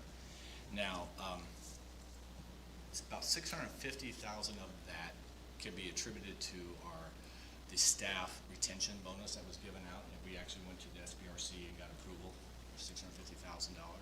So you subtract 650 from that, so that leaves just about $1 million. And then when we talk about later, we'll look at our special ed deficit.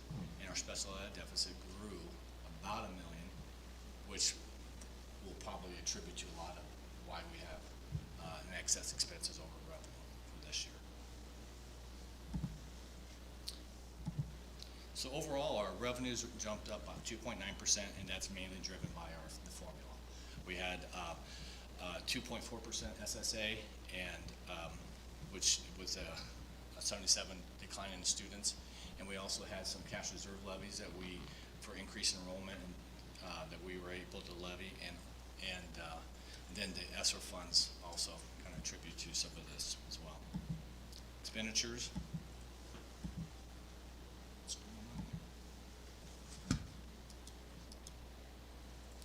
Federal sources increased by 10.1, which I said due to ESSER. And the salaries are up by 7.9. A lot of that is salaries and benefits, okay? It's the driving force behind that. A lot of that is in special ed, because we actually have more staffing this year than we did last year in special ed because of the circumstances we were in. So, purchase services includes about an additional amount of $488,000 for amendum and $216,000 for support testing and renewals. That's some additional expenses that we had this past year. Supplies and equipment increased as well, but that's due to somewhat normal school year that we experienced. In the prior year, we didn't have as many supplies and materials because we weren't back to full instruction. Yeah.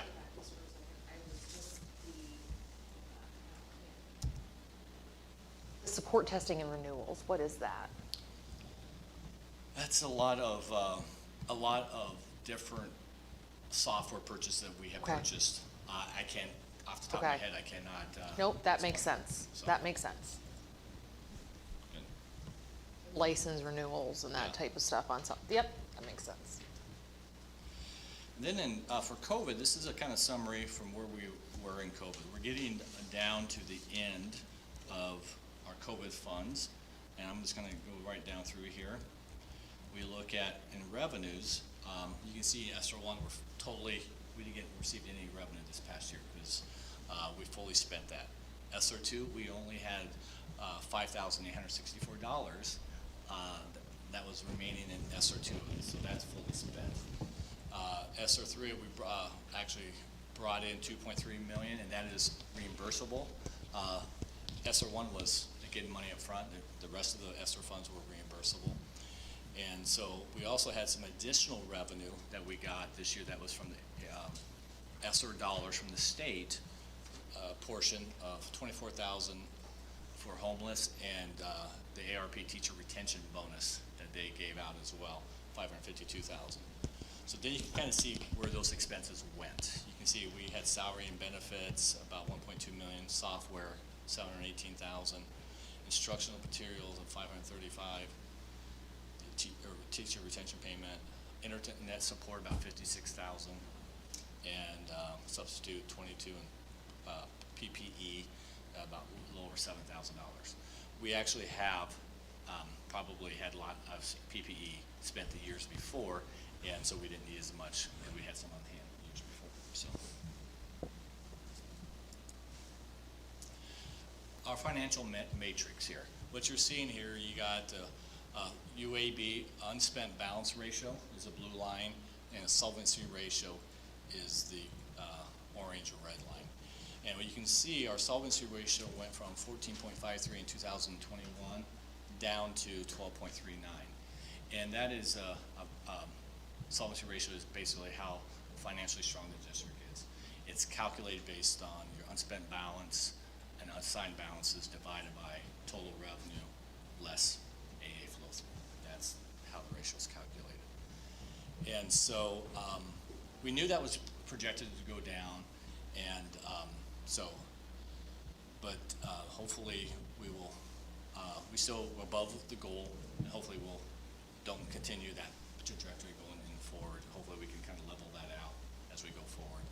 And our UAB ratio is 13.36%. That is a estimate at this point in time. There's a piece that's not in there. We have our English learners, LEP, as the state calls it now. It used to be ELL, now it's LEP. That system has not been up and running at the state, so we cannot get our total, what we call a deficit, that we can go back and get additional allowable growth for spending authority. So that number has a flat number for our LEP deficit. I have not, I think it's increased.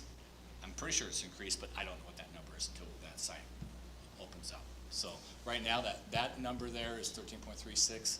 It will probably be higher than that slightly, but don't know what that number is quite yet. You can see the breakdown of our general fund balances. You can see you have a unassigned and assigned. Those two are the pieces that are in the calculation solvency ratio, unassigned and assigned. Assigned balances are really building budgets that are remaining throughout our district is the main piece of that. Restricted are really funds that are restricted set by the state. You can only use those funds for certain expenditures. You can see our restricted fund balance the last couple of years had dropped, and now it's down 431,000. That's pretty good. We want to be spending that, and the state was really looking at those numbers and saying, why are people sitting on a lot of money on those restricted balances? So we are doing a pretty good job in spending those down. So the activity fund. You can see that our activity fund in FY21 actually there wasn't. You can see under $600,000 that activity was down, and our revenue, our expenditures exceeded our revenue last year in FY21. This year, the tide has turned a little bit. We're back to normal. This year, you can see our numbers jumping back up. We had more, 1 million in revenue and just 931,000 expenses. So it was a good year for the activity fund. We ended the year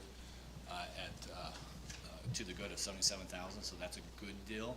And so the main reason for that increase in our fund balance is due to we're full participation again, no restrictions. Management fund. When you look at it looks like our expenditures went down 13,000. They did overall. But the reason for that is we made our last early separation payments in FY29. We didn't have early separation payments in FY22. But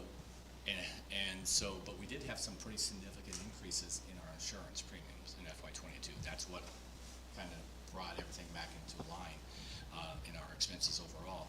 Our property casualty insurance premiums jumped 21% this past year. And then our work comp premiums are up by just about 10%. And so that is main reasons of the driving force of how we ate up that savings we had and not having early separation this past year. So you can, in FY21, the amount for early separation was $48,000. $348,000 is what we paid out in FY21.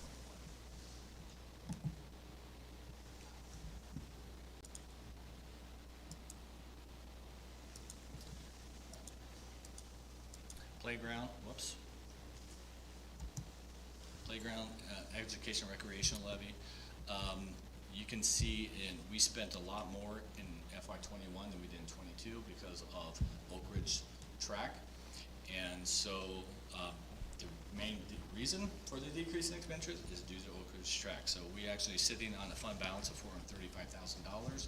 A good chunk of that will be being dealt with the tennis courts project that we'll be spending a lot of those funds for. Our save. You can see that we spent about $2.7 million more in save revenue than we had in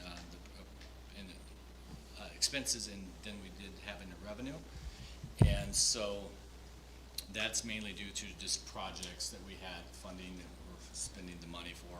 Some of that was spending, finishing out some save dollars that we had previously earmarked for different projects. And so that's fully driven by sales tax revenue that we collect per student. It's a little over $1,000 a student now that we're getting per year. And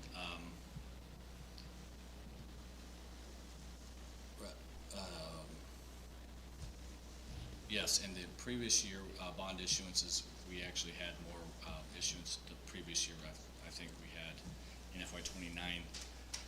No, wait a second here. Oh, it's the revenue decrease. Never mind.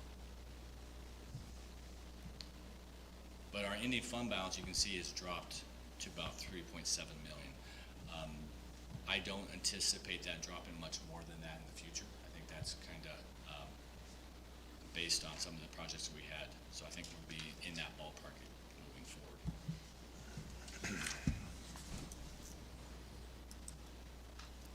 And then technology was a big driving sales tax. We talked about a little bit more of that. We spent $2.15 million this last year in technology out of SAVE. That's a little bit higher than typical. As I was looking back, it's usually about 1.8, 1.9 is usually in that ballpark. So we did spend a little bit more this past year. And we had principal and interest payments of $9.6 million. Those are for payments that get transferred to debt service to pay off our bonds.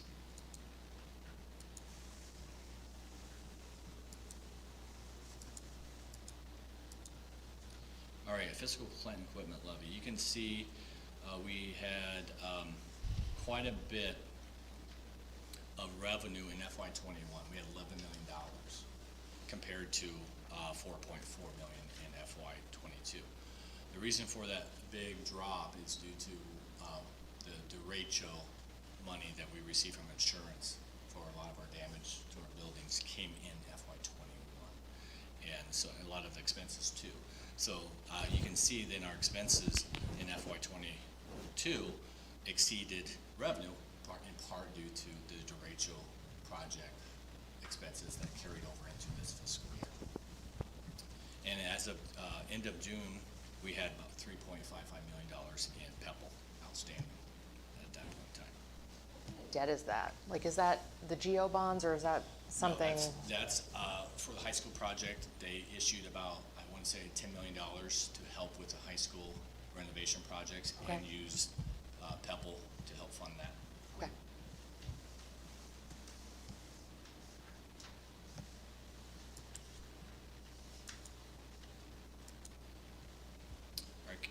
Other capital projects, this is carry over bond proceeds that we had not totally spent yet. So you can see that we have about $1 million left to spend, and some of that will is going to help pay this year, carried it over this year for the Excelsior parking lot. Some of that money will actually come out of here to pay for that. But some of the things that we have spent this past year was, you can see here, we spent $39,000 on Boulder Peak, $400,000 Excelsior parking lot this past year. Bowman Woods, $74,000. Wilkins, the renovations, what, $299,000. And you can see Indian Creek HVAC system, $128,000, and $7,000 for security at the LRC here.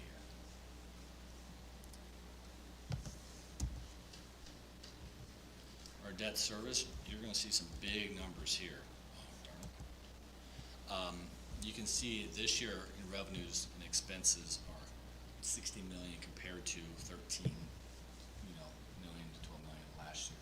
That's because of GO bonds, our refinancing. We did some bond refinancing, refinanced pretty much every save thing that we had available that were refinanced, and that's goes through debt service, and that's why you see so much there. And so our fund balance for our debt services, is about $346,000 after all of that happened. The good thing about some of the refinancing that we actually had some of the reserve balances that we were required to hold.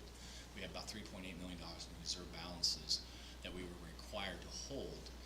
With the refinancing, we were able to, we're no longer required to have any reserves on the new bonds, so we were able to apply that money to pay down those bonds even more. Because of that, we took some of the reserves and bought those down more. So that was one of the big benefits of refinancing. Our nutrition fund. You can see that it was a good year compared to the prior year. We had a good year. Our revenues exceeded expenditures about $1.1 million. Part of that is due to, mainly is due to more participation. We're back fully in school. And we also had the higher reimbursable rates because we were still getting those rates this year. So every school across the state probably benefit, across the country probably benefit in their nutrition programs from that. So that was the main driving force. And we also had our IPERS liability went down significantly this year, which on enterprise funds impacts them for the IPERS liability. So that actually reduced quite a bit. So reduced our expenditures overall, which allowed us to show an increase in our fund balance. Why would IPERS affect IPERS, the nutrition fund? We have a pension liability that we have to all account for across the state, and it also impacts our enterprise funds because of that. So, IPERS, when they did the valuation of what the IPERS liability was this last time, it actually was almost virtually fully funded. So that actually dropped everybody's IPERS liabilities across the state. But I guarantee that's not fully funded now. I'm sure it's changed since then. So this next year will probably jump back up some this next year. But a lot of times, a lot of schools, because when you book that pension liability, you end up in a negative position in your nutrition fund a lot of times. Because we had a pretty strong position, we actually can see our fund balance jump to $2.6 million. And a good part of that is the IPERS liability.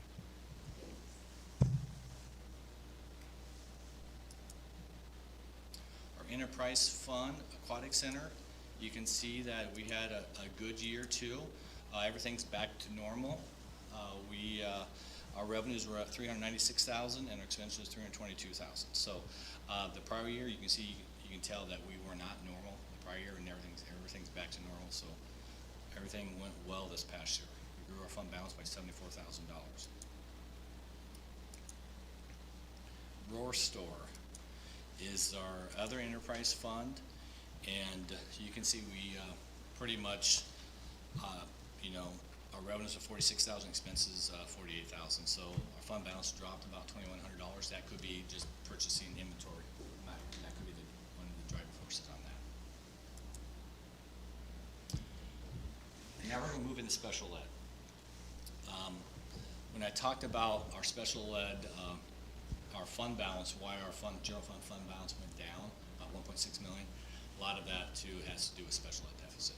So our special ed deficit grew a little over $1 million. You can see that went from $3,049,000 to $4.1 million this past year. And that is due to, main driving force in that is we don't get fully funded.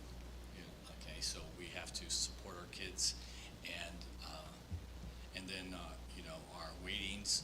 That's always a tough thing. You get weighted dollars to support certain kids, and even some of our level 3s, we get less and less level 3 kids, and still receiving pretty high services at level 2 cost. Weighting. So that's an issue that we've been facing year in and year out, and that continues to be that way. And so you can see that impact, what it has to our special ed balance, and so that's the main areas for the growth. Our transportation costs were up some this year, and also our salaries and benefits were the main two areas that drove this deficit to grow. Dave, Yeah. how can that be corrected? It would all be on the state level, or where does that, this deficit, how can we, in the last elections cycle that we went through, and we'd gone through some forums and stuff, it was mentioned that there was a way to fix this. And I can't see it, and I don't understand it, but I'm just trying to figure out that logic. Well, they're not fully funding special ed, so that's the main piece here. When they keep saying trying to fix that, maybe they're going to say try to get more funding to support special ed dollars. But yeah, because it's not being fully funded today. IDEA is not being fully funded, and that's the main driving piece to this. That's where the 40, you're supposed to say 40% funding From the federal government. Right. Yeah, 13%, 12 or I think. 13%, so. And then the weighting is the state, correct? Waiting, yes, and the AEA's review and they determine the weightings for all the kids. And so they have a rubric they go off of and they apply and try to determine what our weightings are of the kids. You go back years ago, you could pretty much say you're gonna have a level 3 if you have a para assigned. That's not the case anymore. So many kids have a one-on-one para assigned, but they're level 2. And so you have that additional cost, but you don't get the additional funding. So we do have a lot. Our number as a level 3s are dropping, seems like every year, and based on what I could tell in the last couple of years. The state's just finding more ways to be able to pay less money for the same level of supports needed, Yeah, essentially. it's kind of. That's one philosophy. It makes sense to make the federal government do what they say they're gonna do, because 40%, and then we got, they only do 12, as we get towards, election time. Hey, this is only gonna increase as we go on, and something's gotta, we gotta do something about this. This is ridiculous. And I know as the board, we've sent things, and we'll talk at the delegate assembly and different things like that about that too. Well, and I think it's really important for all of us to remember this is no Linn-Mar issue, this is a Yes, every district. yeah. This is Yes. across the states. Well, I didn't mean to get you off track. It was just a question. The other thing to note there as well is we were surprised by the amount of the deficit. We were not surprised to have a deficit just with past numbers, but if you actually look back to the trend line, not counting last year, has been pretty consistently. So if you look from 2020 to 2022, that's a pretty normal trend for us. Last year's dip makes sense. You think about the unique school year we had, the staffing challenges we had to hire, we could not hire all those positions. So we did end up having less expenditures, relatively speaking, to look at the trend line overall, it makes sense. When last year we thought we were heading in the right direction with a decrease in the amount, was obviously a blip in that part of the trend as well too. So, but either way, it's still a significant deficit that we really have limited options that we can control internally. Because it's obviously serving our highest need population is an absolute priority for all of us, but the funds just don't match the services that we provide, and that not getting better, as you can see from the last recent years. And that's one thing when I went to DC and talked with legislators at the federal level, this was our #1 thing that schools across Iowa, including us, emphasized. We don't need new support from the feds as much as just fund what you've said you're going to fund, starting with IDEA. Dave, as part of those, as part of the revenue, is that what we get from insurance, from Medicaid, from private insurance to cover some of those services? The overall balance for special ed, Medicaid actually reduces our special ed expenditures. So how that works, you get all your Medicaid dollars, and then we actually have to pull out of some of our special ed expenses. For some of that gets moved out to Medicaid. So it's all flows through this, but we have revenues that offset the expenses, and that actually reduces our special ed deficit from the Medicaid dollars that we generate. Is it a requirement?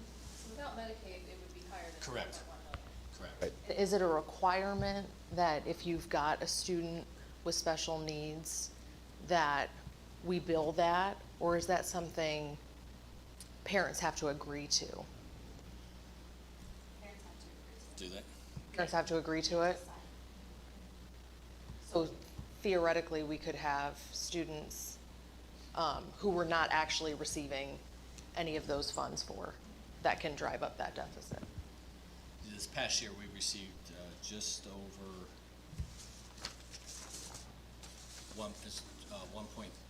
almost $1.4 million in Medicaid dollars.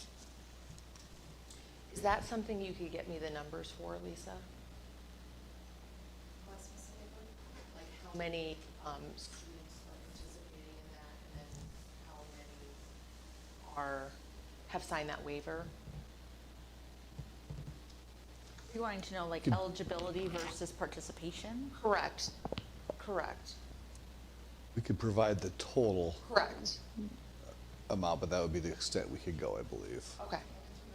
Yep. Yeah. Yep. Yep. Absolutely. That'd be good. That would be great. That would be very helpful. Make more work for you. Sorry, Lisa. Appreciate you.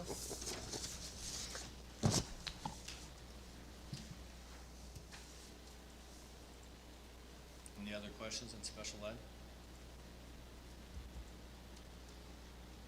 So further on the agenda tonight, you'll be asked to approve a resolution to allow us to go to the school budget review committee and to ask for the authority, spending authority for the $4,178,000. And so for the FY22 special education deficit.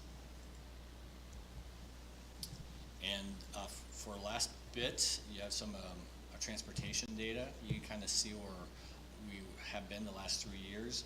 Our total transportation expenditures grew overall to $3.2 million, and so have our mileage as well grew, and so our number of students, we're not back up to the same level we were in FY20. We transported 3,235, but we are up compared to FY 2021, and our average cost per mile jumped slightly, just 10 cents per mile more, and our average cost per pupil actually went down compared to the prior year. So,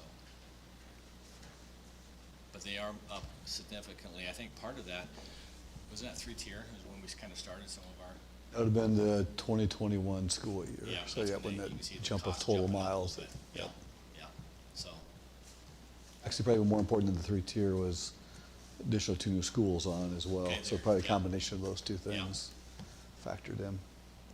I noticed that the cost per mile traveled is down from 2020 to 2022, but that the total has increased. Correct. Kids per bus, Okay.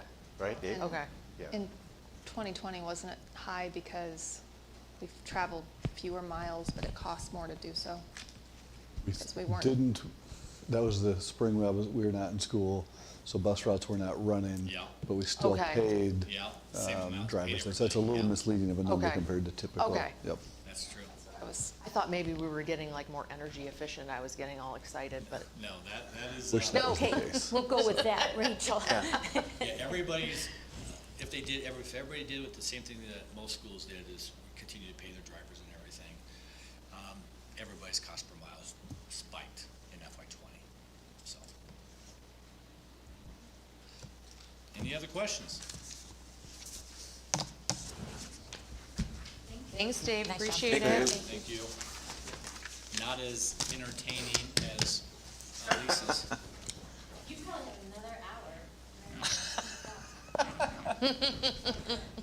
Don't encourage him, Lisa. Don't encourage him. All right, so moving on to our next informational report. Anyone want to share experiences from our visit to Hazel Point? Yeah, I would. It's one of those situations that we walked in, but we covered some areas that we've never covered before. In other words, what do our students do when they have some free time?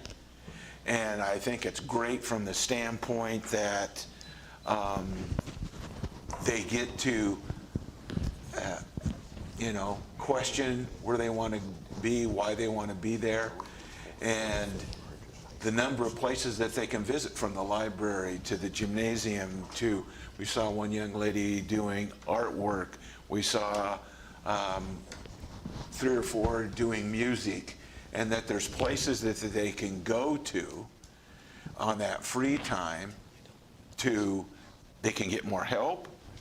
They can go to the library, and there's different things that they can do in the library. from reading, and some games to play. And I never really thought of much like that, like what do they do with the downtime? So they have places to go. They're responsible for getting there. They're responsible, therefore, for keeping up with their schoolwork and still be able to manage some of these places on their free time. And I was very impressed at the numbers that we saw and the availability to where they could actually go. And I think it's a complete benefit to the students. I think to add, this goes back to your comment a little bit ago about acclimating a fourth grader into a fifth, sixth grade school, because that was talked about in great detail, that first of all, you give them the independence, you give them some responsibility, you give them all of those pieces put together. Add right to your question that you had earlier, I think. But, yeah. I really enjoyed the growth of independence. And, you know, you're not in elementary. Even the kids, when we were talking to the students who were leading us around about what their favorite thing was, you know, that they don't have to stand in line to go down the hallway, and, you know, they have more freedom, more autonomy, but they have set expectations that they still have to meet. And so I thought that the independent time, what we would know as recess in elementary, is really, you know, they get all these choices, and I think that's important for personal development just as much as it is just the structure of the day. One of the things my mom always says is we're not raising children, we're raising adults. And that's really always stuck with me. And what I saw at Hazel Point is this giving kids, empowering them, giving them choice, giving them some control of their lives, which is so important for them. I mean, a lot of times they'll act out just so that they can have a sense of control. And I mean, we all need that. And, you know, we can't go like this until they're 18 and then send them out into the world and expect them to know how to make those choices. And so I just thought that was so neat. I enjoyed that visit so much. I think Chad's doing an incredible job over there. And I just love this idea of kind of incrementally giving them more responsibility over time so that they don't feel overwhelmed then when they're moving from elementary to intermediate to middle to high school. So I want to say all that you said I totally agree with, and I won't say it all again, but once again we just saw a wonderful school doing their best, and it was really a great visit. I same as Sandra, not to repeat it all, pretty amazing with what they're doing there. One other thing that hasn't been mentioned that I found really interesting was the food service part of it. We got to tour that kitchen. It's pretty amazing, and the numbers of meals and the time that they get them in and out is pretty amazing as well. So the staff and the students in that building are doing a tremendous job. On that note, I had no idea that Hazel Point did all the baking for 3 buildings every day. Like, that's our efficiencies and the way that we are solving problems and space, and I just think that that's phenomenal.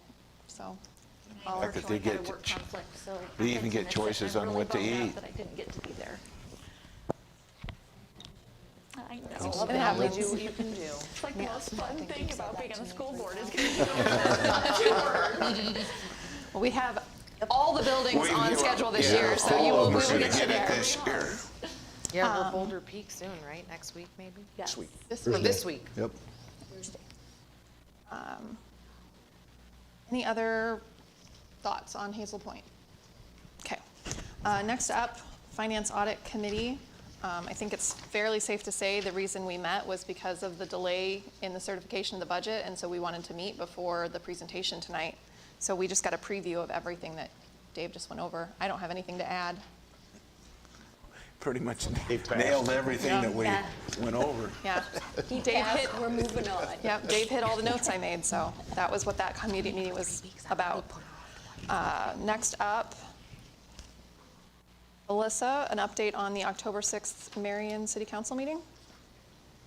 All right, so there were a couple proclamations that they shared that I thought were relevant to our district, so I just wanted to highlight those. One is that October is National Disability Employment Awareness Month, and they were calling on all employers and school districts in the city to highlight this, just because of the value that individuals living with disabilities bring to the workforce, bring to the school districts, bring to the classrooms, and so I just thought that that would be an important thing for us to be able to highlight as well.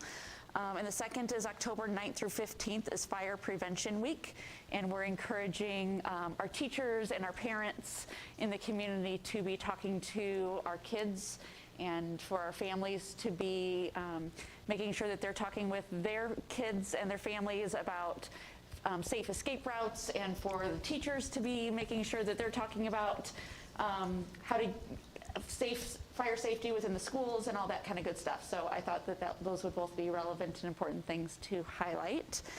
And then two things related to zoning. One is that they did do the second reading and approved the rezoning of just east of Boulder Peak that was ag and planned development residential, and that has been changed to suburban medium density single family residential. 65 lots. So bring on the kids. Very exciting. And then the second, I don't know if this will be relevant or not to Linn-Mar, but throwing it in there. First reading was approved for parking and loading material for the parking lots and loading areas that will no longer be able to be gravel. So any new construction or expanded areas will no longer be able to be gravel or seal coat. And so I don't know if we have any areas that are that, but within Marion city bounds, that's what's being considered. That's just new construction, it sounds like, It'd be not just new current. or expanded areas. Okay. So if we I think we're- expand any areas. I think we're good anyway, but Yeah, I was good trying to think through like the bus barn or anywhere like that. When we built Oak Ridge years ago, we were saying, can we do some temporary gravel parking out there? And Yeah. they said, nope. So we've been abiding with that for quite some time, so. All right. I'm sorry, I watched this as well, a real quick addition to it, that the new addition that they rezoned for the housing for residential by Yes. Boulder Peak, Mhm. that's an out-of-state developer that's coming in building those Oh, homes. yeah. It's not a local developer this time. I just thought that was kind of interesting. It is interesting. I don't know what that Yeah, and some means, people- but Maybe the houses will look different than every other house yeah, in Marion. yeah. Doubt it. we've definitely heard multiple reports of future construction going to happen in that area. Yes. So I'm afraid next spring, if they all happen at the same time, that will be The poor guy that Quite owned the that land neighborhood. and sold it to them, he's pretty happy today. That he is. Makes me think about that 8th Elementary. Yes. So the only thing I'll add, not pertinent to this meeting, but Marion City Council in general, in the past, we've talked about the Talby Park. They have officially, that parking lot is gone. It is a mess, and hopefully it will be very pretty very soon with a very nice path all the way to Wilkins, so. City's kept us in touch with that plan, and they're still anticipating to have that done the next month, and connected to our black playground parking lot area there as well, which will help, hopefully, for families dropping off, picking up, and parking there as well at Wilkins, because we all know that's tight. So Wilkins parent, I'm excited. Not for the next month, though, because we drop off at Talby Park. All right, I'm going to hand it over to Shannon for your update. A quick strategic planning update for you. I held the State of the District last Monday. The video is available for those that were unable to attend, and we'll make sure to continue sharing that. The surveys have been, the links to those have been shared with our parents, our staff, and our community. And so far, as of early this morning, we had 870 responses at that time. 74% of those were parents or caregivers, 12% were staff, 6% were students, even though we haven't pushed that with students yet, they're already jumping on there, and 8% was community. So we'll continue to share those links with everybody as well. Really pleased with our community partners. Medco, the City of Marion, and the Chamber of Commerce all said they would share the links as well, and I've noticed that in their communications that they have been doing that too.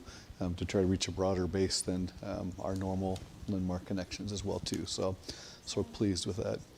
6% are students right now. We will work more directly with the students here shortly on the links too, but that's just without even pushing it with them. And then just a reminder, first of 3 community conversations starts tomorrow night, 6 o'clock at Novak. Look forward to a healthy conversation and get some feedback from folks that choose to attend. And again, it'll be about roughly 90 minutes of organized process, similar to what the board went through. I think that's just our last board meeting 2 weeks ago as well. So that process continues to move forward, and anxious to see what the data looks like once we actually get it all gathered and put together. Just a reminder for the board, community conversations go through October, and then essentially have 3 weeks or so before our next board meeting, and at that time we'll start work sessions in November and December to start the analysis of the data and talk about next steps at that time. So off to a good start in that process. And then just one recognition, over the weekend our marching Lions, our marching band group was very successful once again. A Division I superior rating at the Iowa High School Music Association State Marching Band Festival. Which I don't think any of us that have heard them would be surprised. And they placed 5th overall in their classification, 4th among Iowa schools at the Valley Fest showdown at Valley at West Des Moines as well. Those other 4 schools, I'd love to hear them because I can't imagine anybody performing better than our group did as well in that case. Yeah. So congratulations to all of those teams, our bands, because I know what ours is and they're fantastic. And then the Linn-Mar Color Guard earned the Caption Award for the best color guard in that contest as well. So some fun highlights from over the weekend for you. Great. Moving on to unfinished business. We Make a have, motion. Oh, I was just going to say we have policy recommendations. Make a motion to approve the second reading of the policy recommendations as presented. Open for discussion. Is there any discussion? None? All those in favor? Aye. Opposed? Moving on to new business. Move to approve the early graduation request for Trina McFatridge as presented in Exhibit 701.1. Second. Motion by Barry and a second by Melissa. Any discussion? Congratulations. Yeah. Congratulations to Trina. All those in favor? Aye. Opposed? Make a motion to approve the certified annual report for fiscal year 2021-22 as presented in Exhibit 702.1. Second. By Rachel and a second by Sandra. Any discussion? All those in favor? Aye. Aye.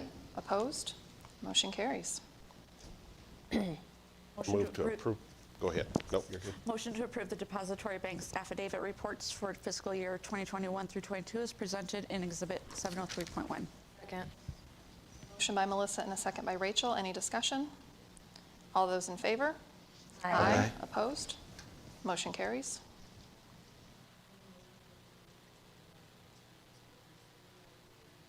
Allowable growth request for the special education deficit in the amount of $4,178,678.12. Second. Rachel and a second by Sandra. Any discussion? All those in favor? Aye. Opposed? Motion carries. Motion to approve the letting of bids for the purchase of 4 school buses and 1 maintenance van for a total cost not to exceed $615,000. Second. Motion by Melissa and a second by Sandra. Any discussion? All those in favor? Aye. Opposed? Motion carries. I move to approve the consent agenda as presented. Second. Any discussion of the consent agenda this evening? I would respectfully ask to remove 804.15 from the consent agenda. 804.15 15? and 5? No, 15, I'm sorry. 15. All right. For a So reason?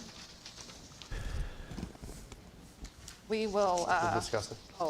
we will remove Exhibit 804.15 from the motion. We need to, just for like future, do we need to like ask what needs to be pulled first to make the motion, or do we need to make the motion and Either then? way. Okay, just curious. Yep. So from the consent agenda motion, The motion will now not include 804.15. Any further discussion of the consent agenda? All those in favor of approving the consent agenda without contract 804.15? Aye. Aye. Aye. Opposed?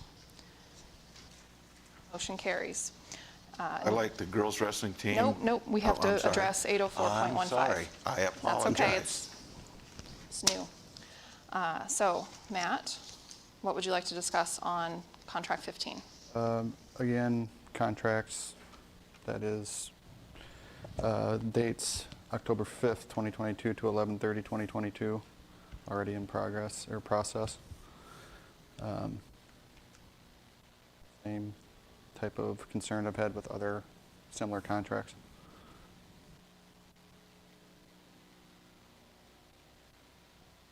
I do not know the specifics of why that date is listed and why it was submitted at the time it did. I do not have that information at this time. I don't know if, Dave, have you heard anything from that request? That's correct. The start date is a few days after, a few days before board approval, but the end of it is well over a month left in the window as well. So I do not know their specific schedule from the show choir choreography. So is your request that we not approve it, or did you have a motion? We can, I guess, my request is to not approve it until we understand why. So we do have in board policy that motions have to be in a positive, not a negative, which means we can't motion to not approve something, but you can vote no against the approval. I motion to approve the policy 804 point, I'm sorry, I motion to approve the contract 804.15. Second. To approve? To approve?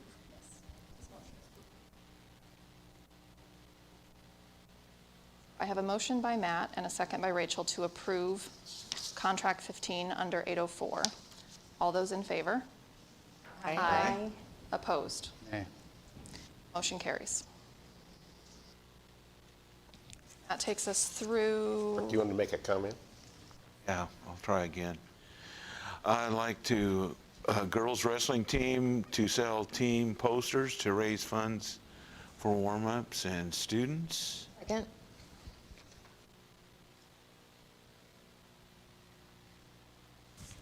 Wait, is this a part of? That was part of the I thought consent that was agenda. That's part of the first thing. Yeah, that's, I think we're, yeah, that's the end of it. Communication? Yeah, we're at We're board to communication. Yeah. So those were all part of the exhibits. So Shannon already mentioned under board communication that October is very busy. Our first of 3 community conversations is tomorrow night. So that will be hopefully well attended. We have our board visit at Boulder Peak is this Thursday at 11:30. Looking down, we already have our Marion City Council covered. Rachel, you're still able to do that on the 20th? Mm-hmm. Okay. And then the second board visit for this month is the 27th to Wilkins. Next month, does anyone want to volunteer for the November 3rd City Council meeting? I'll do it. Gary, thank you. And then the rest of it, we can wait until our next October meeting to talk about, unless someone wants to jump in. But we should be getting a lot of emails coming up about the ISB conference, so be sure to open those if you're planning to attend. That is all I have under communications. Does anyone else have anything for the good of the order? Yes, I do. I was privileged to attend the last Linn-Mar senior night volleyball. And in doing so, there was a young lady that went above and beyond the singing of the national anthem, and the athletic director, Tanya Moe, asked me, she looked at me and she says, listen to this. This girl, Lavi Mazuma, and hopefully I pronounced her name right, just blew everybody away. I mean, she was just simply, absolutely fantastic. Awesome. So much so that Tanya sent a tape to her to the Iowa Girls Athletic Union, and she has been selected to do the same singing at the girls' state volleyball tournament. But if you ever heard this young lady sing, as far as I'm concerned, she can go America's Got Talent and The Voice. She was just an amazing young lady, just unbelievable.